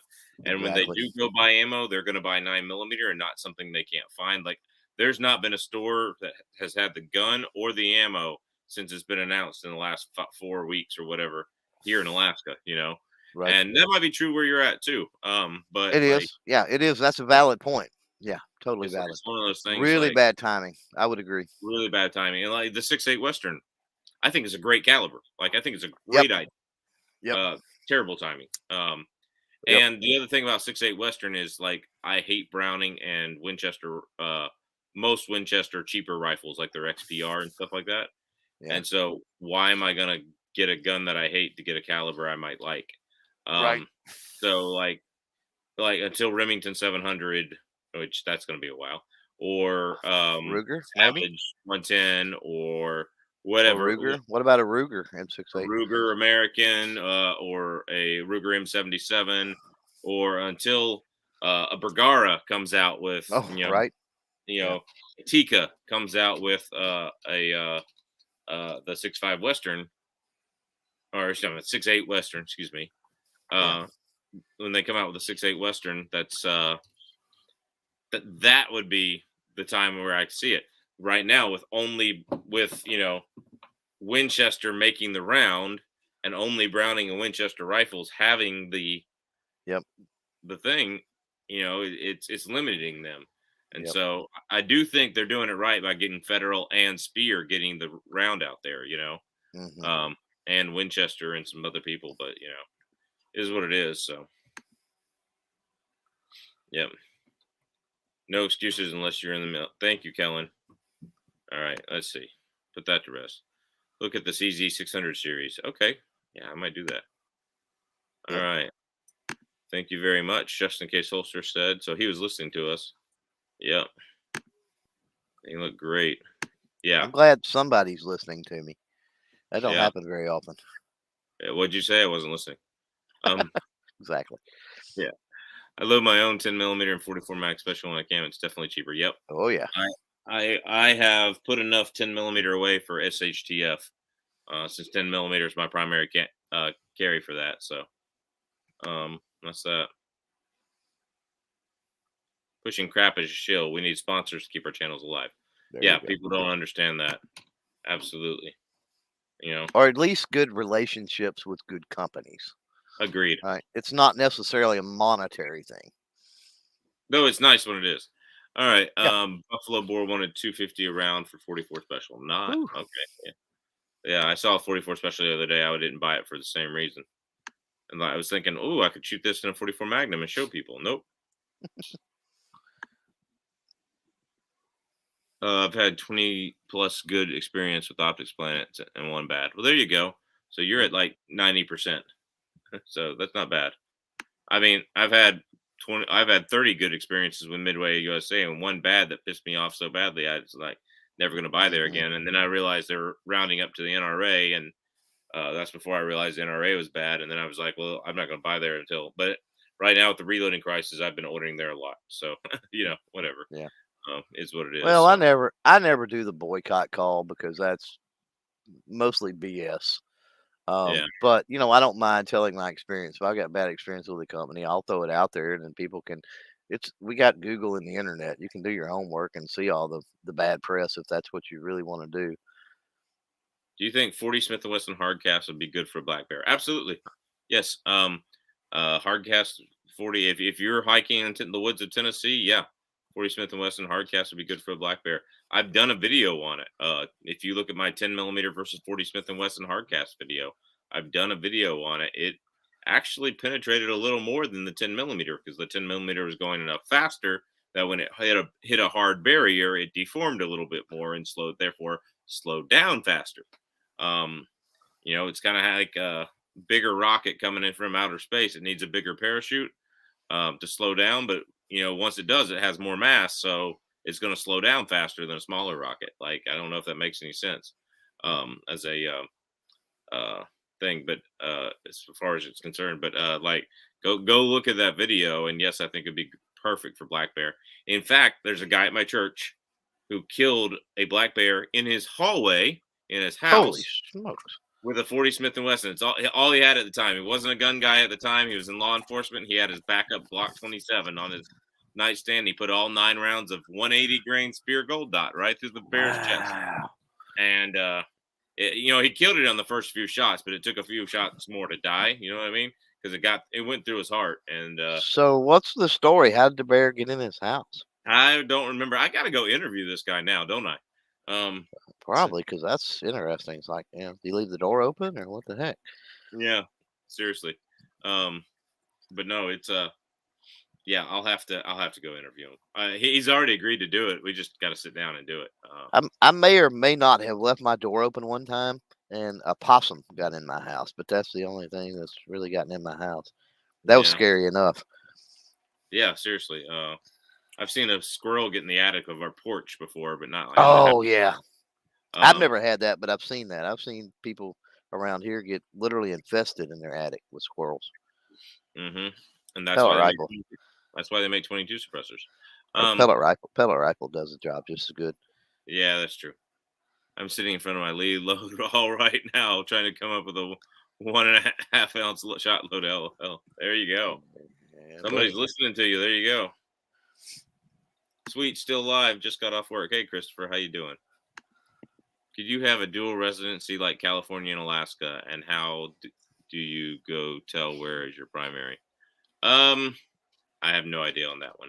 I had somebody in line when I was working at the Cabela's customer service to buy a hunting license, and he had a Colorado address on an Alaskan license. And he said, "I'm a Whoa. resident." And I said, "This doesn't prove your residency." He goes, "Yes, it does. It's Alaska license, but it says your address is Colorado." He goes, "Yeah, I've done it all the time." I'm like, "Cool. You can go to Fish and Game and purchase your license directly from Fish and Game. I'm not selling it to you at that. Sorry, you do not have residency." We called the manager up there, and the manager goes, "Yep, he's right. Go to Fish and Game." So I'm like, because our managers were really good at that time about not cutting our legs off, you know. So it's like, if they go, and then the guy was fighting mad because Fish and Game was going to tell him he wasn't a resident, you know. So All right. yeah, so. And as soon as he did that, if he had been taking PFD money, he's arrested for a felony. So, how many shells are you going to load? If you're going to load like hundreds of shells, get the mech. If you're not going to load, uh, the load all is like $100. Yeah, there you go. So Yeah, I when replied to I that out loaded there. shotgun shells, we loaded something that got infamously called Chuck Shot by the guys at the range I worked with, It's funny. and it was we loaded 8 number 4 buckshot pellets, and on top of that, we loaded 3/4 of an ounce of number 4 turkey shot, copper plated. Um, Mhm. and that was our coyote slash home defense load. It'll work. Yeah, I replied to that out in the chat because the guy that originally asked the question, I think he said he had to leave. But Okay. I forgot to mention that when I was talking about the two. But the old school mechs, if you get a used one, like all of mine are all metal parts. And Hmm. what's cool is Mech still offers all of the parts. You can buy them individually to like service them or whatever. The Lee Loadall, the mechs are predominantly metal. The Lees are predominantly plastic. Hmm. So obviously you're more apt to break things and stuff like that. Yep. Mech's the way to go, in my opinion. I appreciate the info. You're welcome, or the IFO. Yep. It is true that 308 is like Arnold in Terminator 1. Outdated, but still very effective. There you go. 308 is a jack of all trades, but master none. I agree. 270 is the same way. James, I was just going to say that. 308 has tons of options. Jacks up for all trades. Yeah. There you go. We solved that problem apparently. Appreciate the info, fellas, especially on the reloading equipment. Thank you for correcting me on the residency dilemma check. Off to bed for a long day of work. Sack matters. Have a good thing. Have a good day, my friend. All right. We all have great, like thinking minds. God help you all if you think like me. I will argue that 270 and 308 are both effective and more affordable, particularly if you don't hand load. Maybe, yeah, they're effective. I I didn't say they weren't effective. I just said there are other rounds that can do things better. There are jack of all trades, master of none rounds. There are plenty of dead deer, 6 of my own dead deer from a 308, and I've had like 14 or 15 dead deer from a 270. Like, Yeah. Well, like and it's to the cost thing, the portability.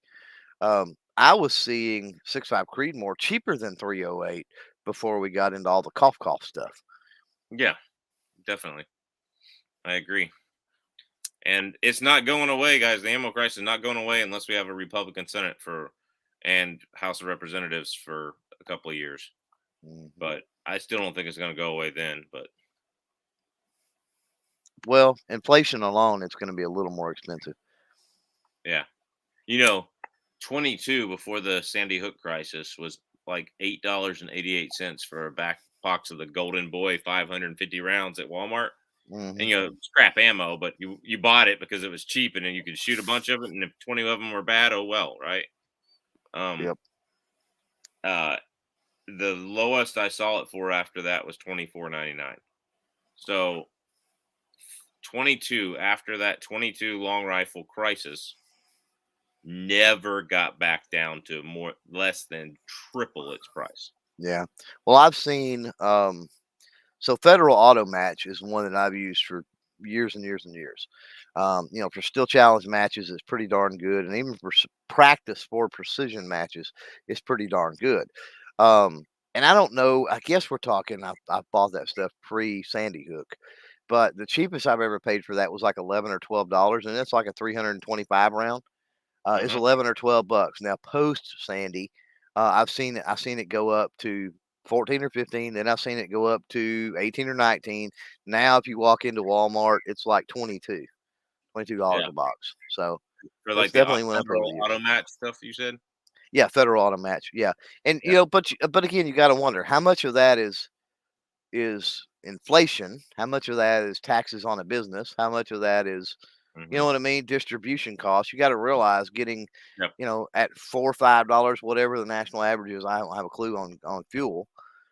When we Mhm. went to shot, we drove. So, I mean, it was $4 roughly, I would say, for diesel. Well, your trucks are hauling stuff to distribution points or spending $4 a gallon on diesel. That Yeah. all affect the supply chain. It all affects the cost of the product. So, how much of that is what we're seeing reflected, and how much of that is, because of reasons that we really can't control, right? Dan O'Neill, one of my good Patreon supporters here. Better a good hit with 308 than a poor shot because you're afraid of your super ultra mag. Yeah, oh, definitely, sure. But 6.5 PRC is way better hunting round than a 308 in my opinion. For medium sized game, but that's just my opinion. I've killed far more of the six with a 308 than I have with a 6.5 PRC because I've killed that many things with the 6.5 PRC. I just think it's a better round. Yeah. Um. Okay. Will a stock Glock 40 be able to shoot high grain with no issues? I don't shoot any heavy pressured ammo under wooden buffalo bore very much through my stock Glocks. Okay. I don't I'll either. shoot it a few times for the test here on the channel, but I'm not going to shoot a ton of them because without the chamber support, they will bulge the brass, and I don't want to have to deal with that reloading. But I shoot most of the hot stuff through my KKM barrel. If it's hot, reasonably hot, it's going through my KKM barrel in my 40. So I have suppressor height night sights Trichicon on mine. That's what I would recommend. I don't do red dot sights. Clover, do you have I don't any? like. I'm not. I'm. I don't have a problem with red dots on handguns, but I don't. Trying to think. Other than some competition models, I don't particularly care for it. My Glock 20 has, I think, some True Glow night sights or something on it, and that's what came on it when I bought it. I got it used. Yeah, 308 has a good power, short to medium range. Yeah. Oh, yeah, and even long range, it does okay. I mean, I've made shots at 1,000 yards with 308.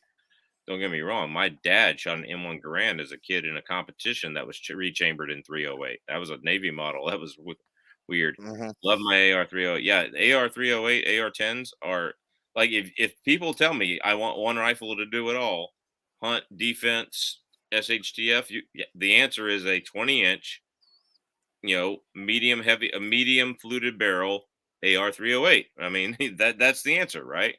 If you want one that'll do SHTF, defend your family, home defense, deer hunting, moose hunting, an AR-10. If you want one rifle to do everything, an AR-10 in 308 is what you get. All right. Is it? But are there greater guns at each one of those things? Yes, there are better guns at each one of those things. That's my argument. Okay. 308 is obviously better for hunting than 223, but 223 you can carry more ammunition. You got a lot more things to ammunition lying around from military and other people. Like I would say 223 556 is better for HSTF. That's my opinion. You know, for long range hunting, 6.5 PRC, 7 rim mag, 7 millimeter STW, like we mentioned in this 7 SOM, are a lot better for one of these long range stuff. Um, so that's that. So yeah, me and New York Pepper are having this thing about an AR-10 or an AR-15 for HSTF. If uh, Russia invades Ukraine tomorrow and then starts bombing our radar stations and military bases here in Alaska just to keep us occupied, what would we rather have, an AR-10 or an AR-15? An AR-10 and 308 or an AR-15. Now I have an AR-10. Mine's in 6.5 Creedmoor because I already have a ton of 6.5 Creedmoor laying around. I don't have a ton of 308 laying around. So I mean, what do you think? What is better if for you where you live, uh, the Russians start parachuting over tomorrow, or they get Cuba to start dropping bombs on you in East Texas there. It, God help you if they eh, actually do that. between the Well, 15, between the 15 and a 10 here, probably the 15 is sufficient. yeah, Um, you know, then, but I'm not a big AR-10 guy either. Um, I love my FALs, and so when you get into 308, Mhm. it's like for the weight that most of the 308s, and I know POF makes some. There's you can go with some lighter weight stuff, but for most of the 308s I've experienced in the AR-10, it's like for the weights comparison, man, I'm just Yeah. gonna go with my FAL. If I'm gonna have a battle rifle, by golly, I'm gonna have a battle rifle. So here's my thing about the FAL. Do you have an FAL you can get a sub-inch group with? Yes, Okay, cool. Cool. yes. Is it a DSA or is At it a 100, yeah, I can get. Yeah, if I do my part, I mean the rifle will do it. cool? Um, So, Cool. but my FALs, and there may be some people out there that are familiar with foul files online and maybe familiar with Sledgehammer Arms, but Mhm. it's a friend of mine here that is known nationwide for building FALs and Mhm. AKs too to an extent, and both of mine were built by him, so they're good, they're solid. There you go. That's what I'm saying. I'm just saying, like the run of the mill serp that you saw 10 years I would ago agree. Yes. probably would not get your MOA as good as your AR-308, Yep. AR-10 platform. Yep. But I agree. that being said, if you get it out of yours and the fin foul is FALs are a lot less in weight, so Yeah, and there's I some can good. get.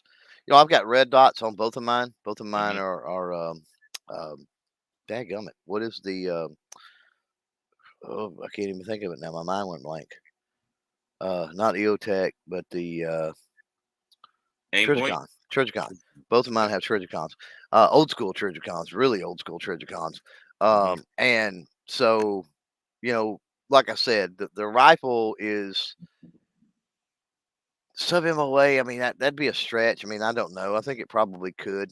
Uh, if you do your part. But I mean, a couple inches. I mean, you're definitely at 100 yards. I mean, hunting, putting down soldiers. You know what I'm saying? Um, Effective accuracy is more than plenty, and even further out than 100 yards.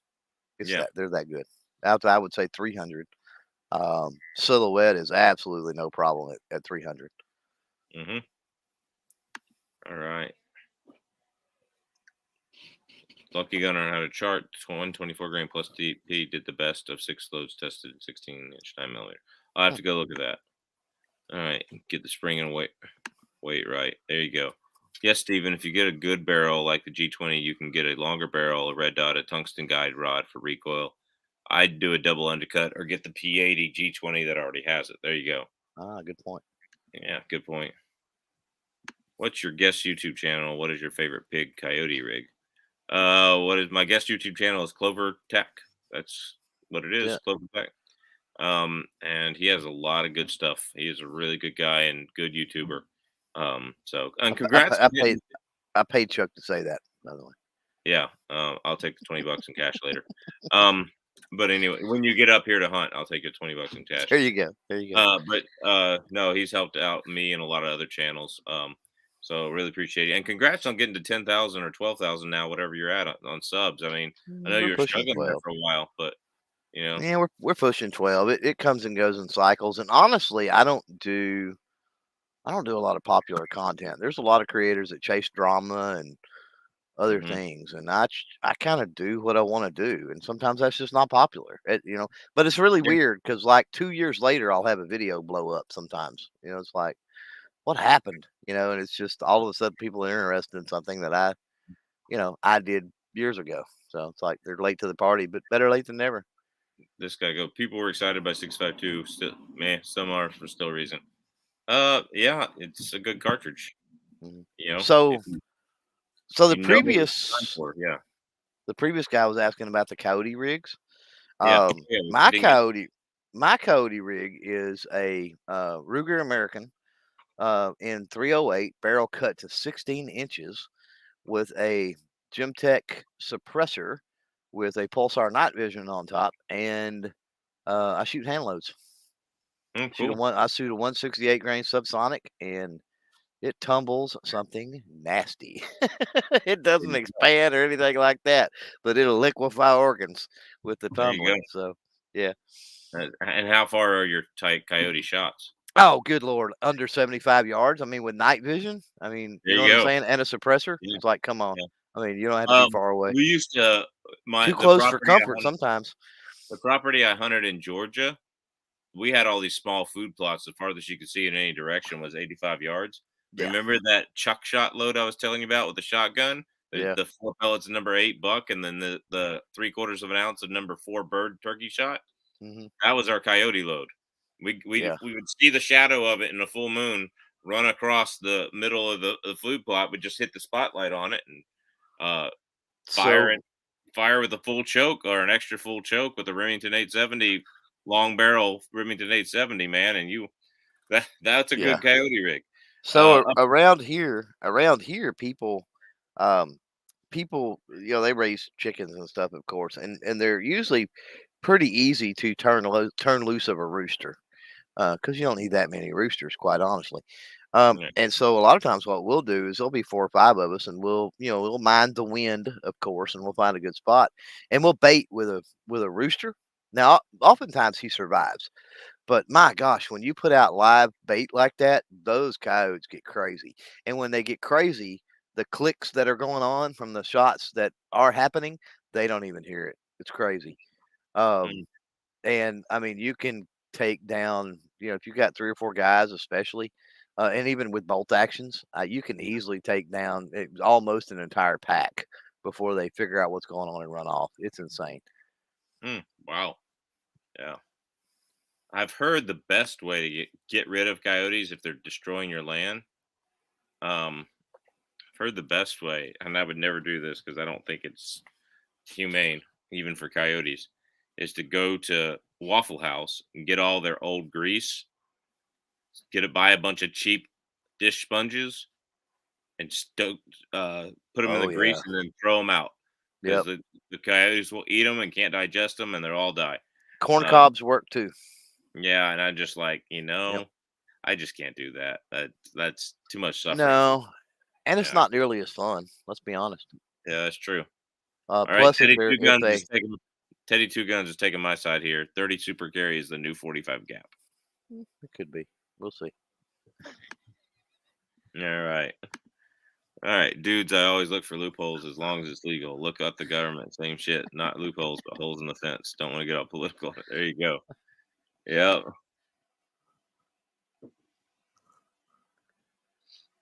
Yeah.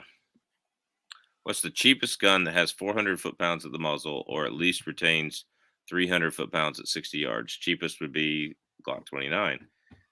I would not say that for the first category. You can get 400 foot-pounds of muzzle with 9 millimeter. It can be done. Um, a 124 grain plus P or plus P plus will get 400 foot-pounds of the muzzle, and therefore, if you have a 5-inch gun that is cheaper than a Glock, or a 4.5-inch barrel 9 millimeter that's cheaper than a Glock, you will get that. Will it retain 300 foot-pounds at 60 yards? I don't know. I haven't shot it over a chronograph at that distance, nor do I really want to be honest with you, because it's not the point.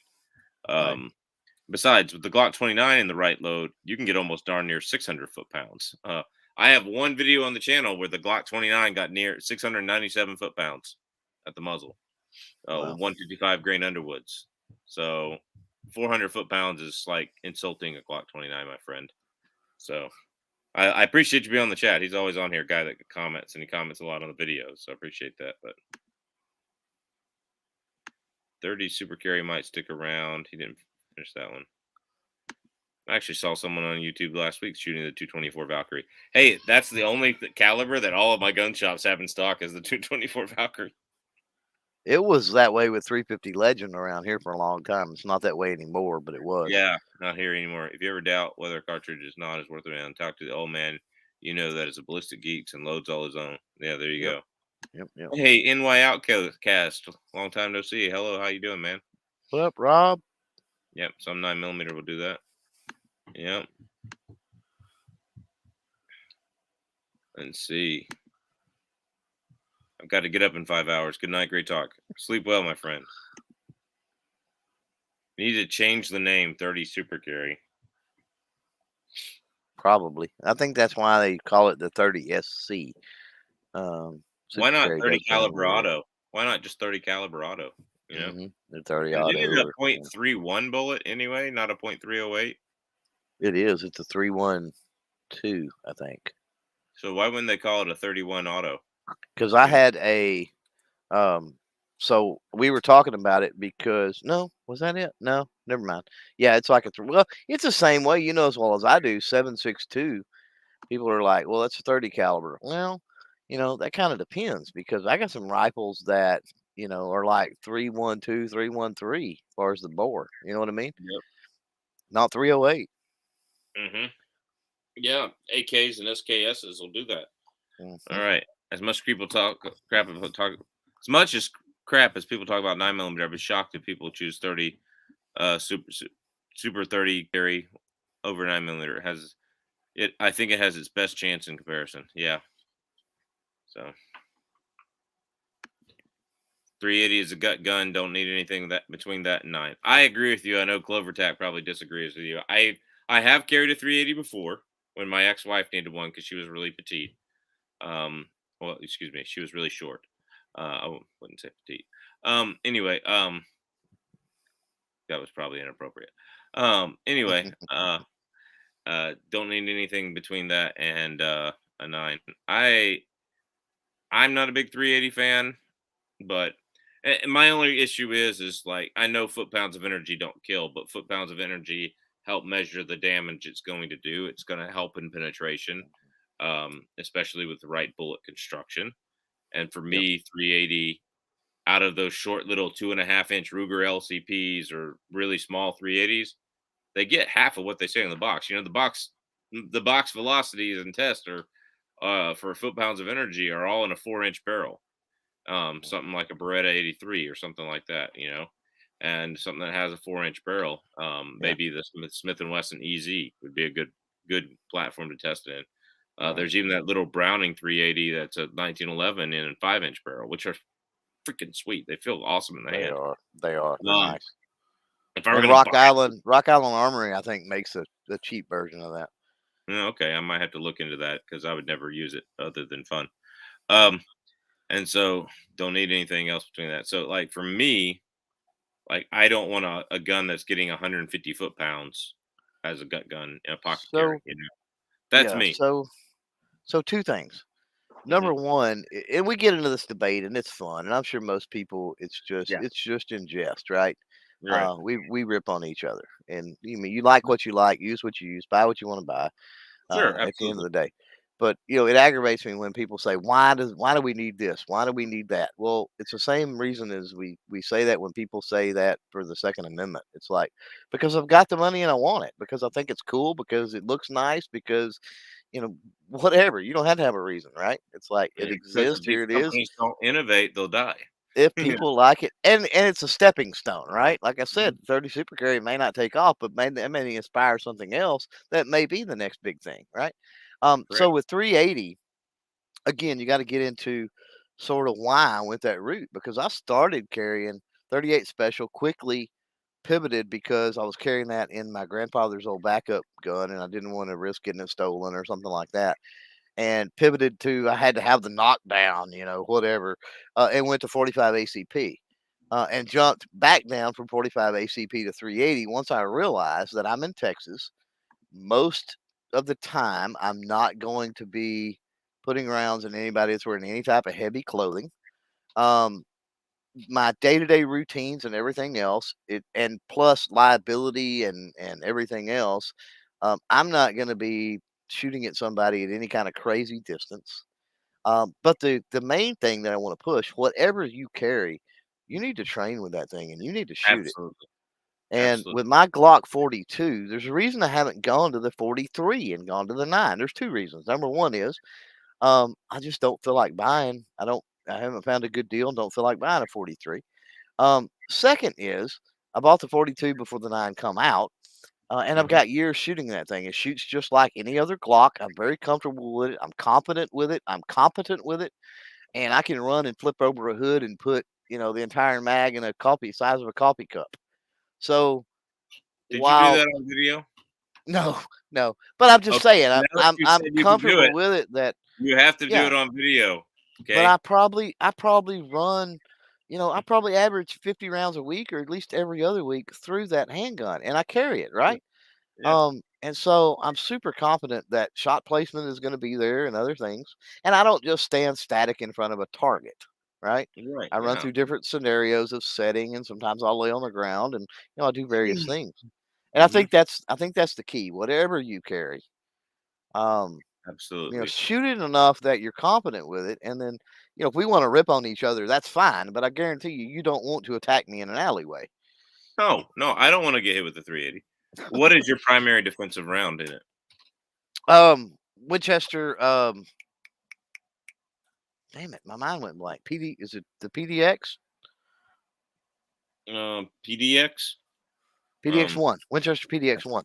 Yeah. yeah, Yeah, yeah, yeah, yeah. yeah, a bullet that barely expands and deep penetrate. That's what you want. Why not the Underwood Extreme Defenders? Why haven't you gotten like Lehigh Extreme Defenders? Because of what I'm used to. Again, it goes back to what I'm used to. Hmm. And I bought a bunch of that back before things got crazy Right. for years Mhm. now, and they continue to make it. They also make the Train and Defend, which is a There little you go. cheaper version, right, of the Right. same thing. Um, So I mean, that's nice, is because you could invest some money in the Train and Defend, which is basically the same thing. You could even carry the Train and Defend, quite honestly. That's why they call it Train and Defend, but it's Yeah, absolutely. considerably cheaper a box. 10 millimeters, one of my SHTF pistol cartridges too. Yeah. Hmm. 380 is close. Great if you're a close range champ man with a suppressor, and that is you. I mean, yeah, that is you. Um, NATO is the way to go for SHTF, IMO, NYP. Yeah. Um, let's see. Often used to suppress 22. Guy that comments, to be honest, this Starless Amaz would be great choice. Hmm. CZ75 copy, but with a poly frame. Not Yep. sure if it comes in 40, but comes in 9. Yeah, there you go. It's a good choice. Yeah. Um, Yeah. Sorry, USA's putting out some pretty nice stuff. I talked with them at Shot. They're coming out with a semi-auto shotgun that yeah. be their first shotgun they're releasing here for too long. B6 or B6C. I'd have no idea what he's talking about there.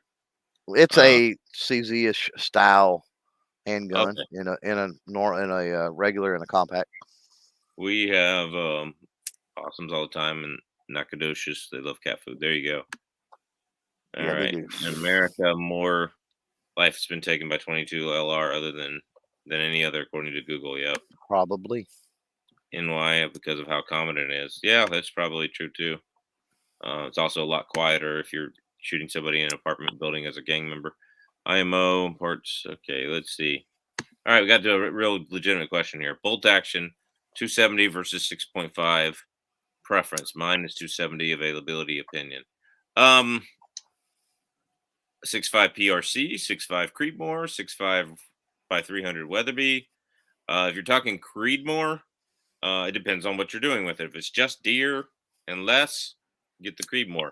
Like I said, but if it's, if you're a 100-yard, 50, 75-yard deer stand shooter, like Clover was saying, get the Creedmoor. Um, if you're going to shoot, you know, moose at 300 yards, get the 270. Now, the 6.5 PRC is better than the 270 all around, in my opinion. So, Yeah. so it's which one are you wanting there? Well, this Uh, is one kind of like the 20 and 40 for me, right? It's like I don't have the 40, but the 40 is better. mhm, So I don't have a 6.5. I don't have a 6.5 Creed. mhm. I've got plenty of experience with it. I just don't have one. Yeah, Now no, you shot the one on your other, channel. So. yeah, the other 6.5s, I have zero experience with PRC and that stuff at this point. But I do got a lot of experience with 6.5 Creed. Now I've got a lifetime experience with 270. And I go 6.5 Creed. I mean, even though I don't have one, Mhm. um, I don't mind admitting I think 6.5 Creed is better. Good night, Richard. Yeah. And 6.5 PRC is better. I don't think 6.5 Creedmoor is better than 270 for the average hunter. No. Um, is it better for the average deer hunter? Yeah, you get a shorter action, you get less recoil. You Right. kids can shoot it up at once they're at a certain age, kids can shoot that pretty easily. Women can shoot Right. it. Small petite women can shoot it. Like my 6.5 Creedmoor with my when I loaded some rounds with Stay Bill 6.5, they kicked like they were 223. I mean, in a bolt gun, it was bad. Right. Like it was Right. bad on recoil. I thought they might Well, have been going 2,200 feet per second, even though the mode they were going over 28. Because they were just recoiling that low, and that powder tends to have that kind of thing. But for well, me, if you're looking at ballistic, that 6.5 PRC really beats the 270 if you're shooting long range, mule deer at 400 yards, that kind of thing. Get the 6.5 PRC. mhm, 270 is fine. There's nothing wrong with it. Again, it's overrated for what it is, but yeah, to me, it's a great jack of all trades in the lower calibers, but yeah, master of none. And I think your 6.5 PRC is going to really be beating that. yeah. It's like if you like it, shoot it. Right. Yeah, if you The like it, shoot it. I've said this before about 270. One of the issues I've always had with 270, and I wouldn't say I'm recoil sensitive, right? But the recoil impulse, like the amount of recoil and the recoil impulse is two different things on firearms. Agreed. And for some reason, I don't care what rifle it is in 270 or what load even, it's got a real sharp recoil impulse that I just don't care for in 270. Mm-hmm. Now Well, I deal with it, and I have dealt with it over the years. If that's hmm what you got and you got to go hunting, you deal with it. It's not a big deal. You shouldn't be paying attention to recoil anyway. But it is. It's just a lot sharper than 308 or 6.5 for sure, or anything else. All right. What does the 6.5 PRC do that 308 or 6.5 Creed don't do? So 6.5 PRC is going to get you 250 feet per second more with the same bullet that the Creed has. So if you have a high BC bullet like a 143 grain match or 145 grain match in the PRC, it's going over 2,900, maybe even close to 3,000. All right, in the 6.5 Creedmoor, it's going 2,700. So 6.5 Creedmoor it doesn't equal the muzzle energy of a 308. A 308 can get a 150 grain bullet at 2850 feet per second. A 6.5 Creedmoor can't do that. Okay, a 6.5 Creedmoor is going to get that 143 bullet in the 2750 ish range max.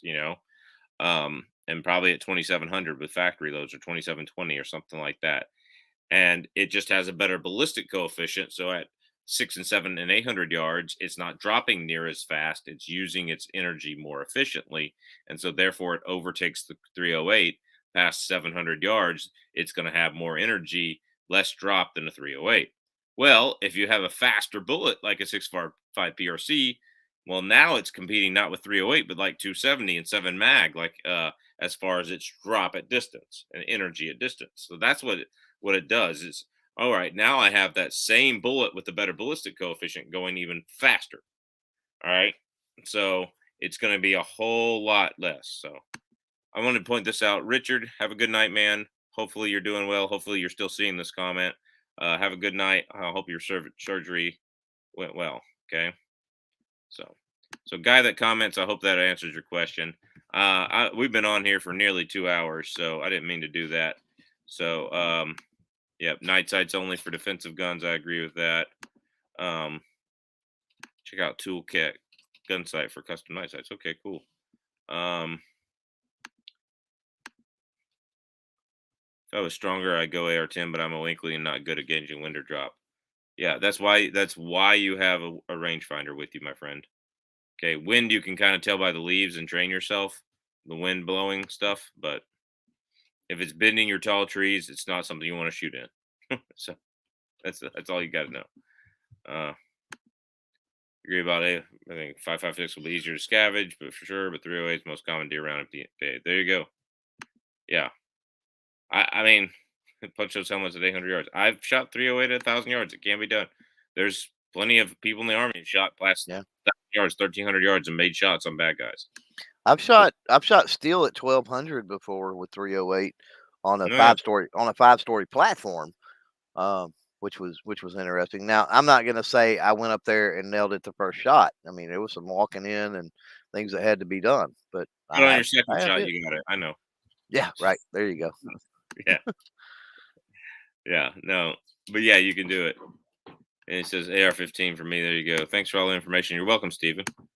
All right. I agree about AR-308. Great for multiple things. 5.56. Okay. We've already said that when I've scrolled back up here. All right. Yeah. I have a POF AR-10. It's 5.5 pounds naked. There you go. That's the good one. Yep. 8.6 blackout is going to change everything if it takes off. In my opinion. Yeah, probably. It's gonna be like your 300 blackout for the big AR-10 platform. It's gonna be bigger in diameter and a slow bullet, so you can suppress it easily. And if I'm not mistaken, 8.6 isn't that .338, 340 type bullets, 338 caliber. I So, think so. Yeah. which makes it let me look that up.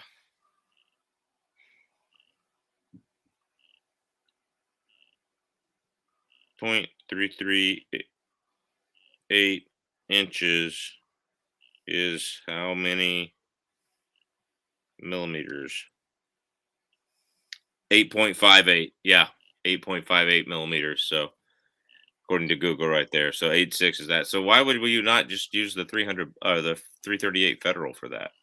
Why do we have to Mhm. invent a new caliber? Why won't we just develop subsonic 250 grain loads for the 338 Federal? I don't get it. Why are we inventing a new load to kill one that's an awesome caliber? I'm a hardcore 243, 223 guy. There you go. No, 308 is not going to be hard scavenging. It's just not going to be easy as that. If Russians start invading Alaska, I prefer an AK-74. Easy to reload with ammo. They're going to bring it with them. Yeah, there's that. I don't think they're going to invade. I think they would just bomb. I don't think they would Mhm. invade. Yeah, more and or just cyber warfare. Yeah. Let's see. Now is a great time to build your AR-10 or AR-10 complete upper. I follow component prices, and 308 is cheap right now, including 6.5 Creed 243. That's a different story. Yeah, SMH. Yeah, I'm trying to do my. It's going to take some time, but I'm going to do my 22 250 build. I bought the upper receiver already, and I'm just going to do my 22 250 build. And the reason I'm going to do a 28-inch barrel 22 250. And the reason why I want to do that is I want to have something I can load regular components that I can get, and it'll go through level 4 body armor. What do you think about that, Clover? I said go for it. Yeah. And I know I'm going to have to get the speed of a 28-inch barrel. So step up to the 6.5 Weatherby RPM and beat them both is the best thing coming out of Wyoming since Antelope Chili. Yeah, no, it's a great caliber. Absolutely. But Mhm. why would I not just step up to a 6.5 300 Weatherby, you know? But of course, Yep. you're talking about that. I have the 6.5 Creedmoor. I have three 6.5 Creedmoors. Uh, I So have I have a 6.5 by 284, which is my current favorite rifle, and I have a 6.5 PRC, which is my current worst favorite rifle. But I love the caliber, but I don't like the rifle.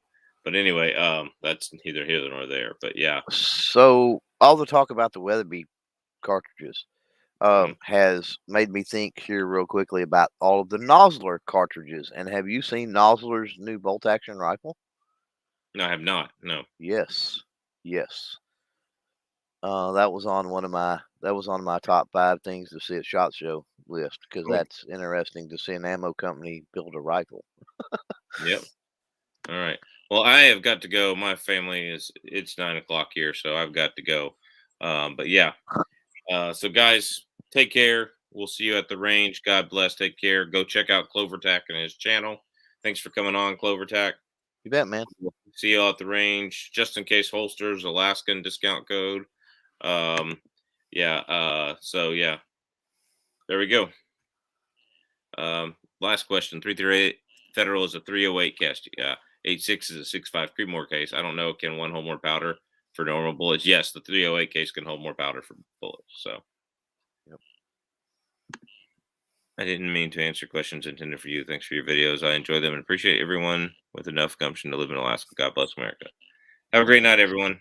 Take care. We'll see you that. I'll see you later. Peace. Yeah, there you go.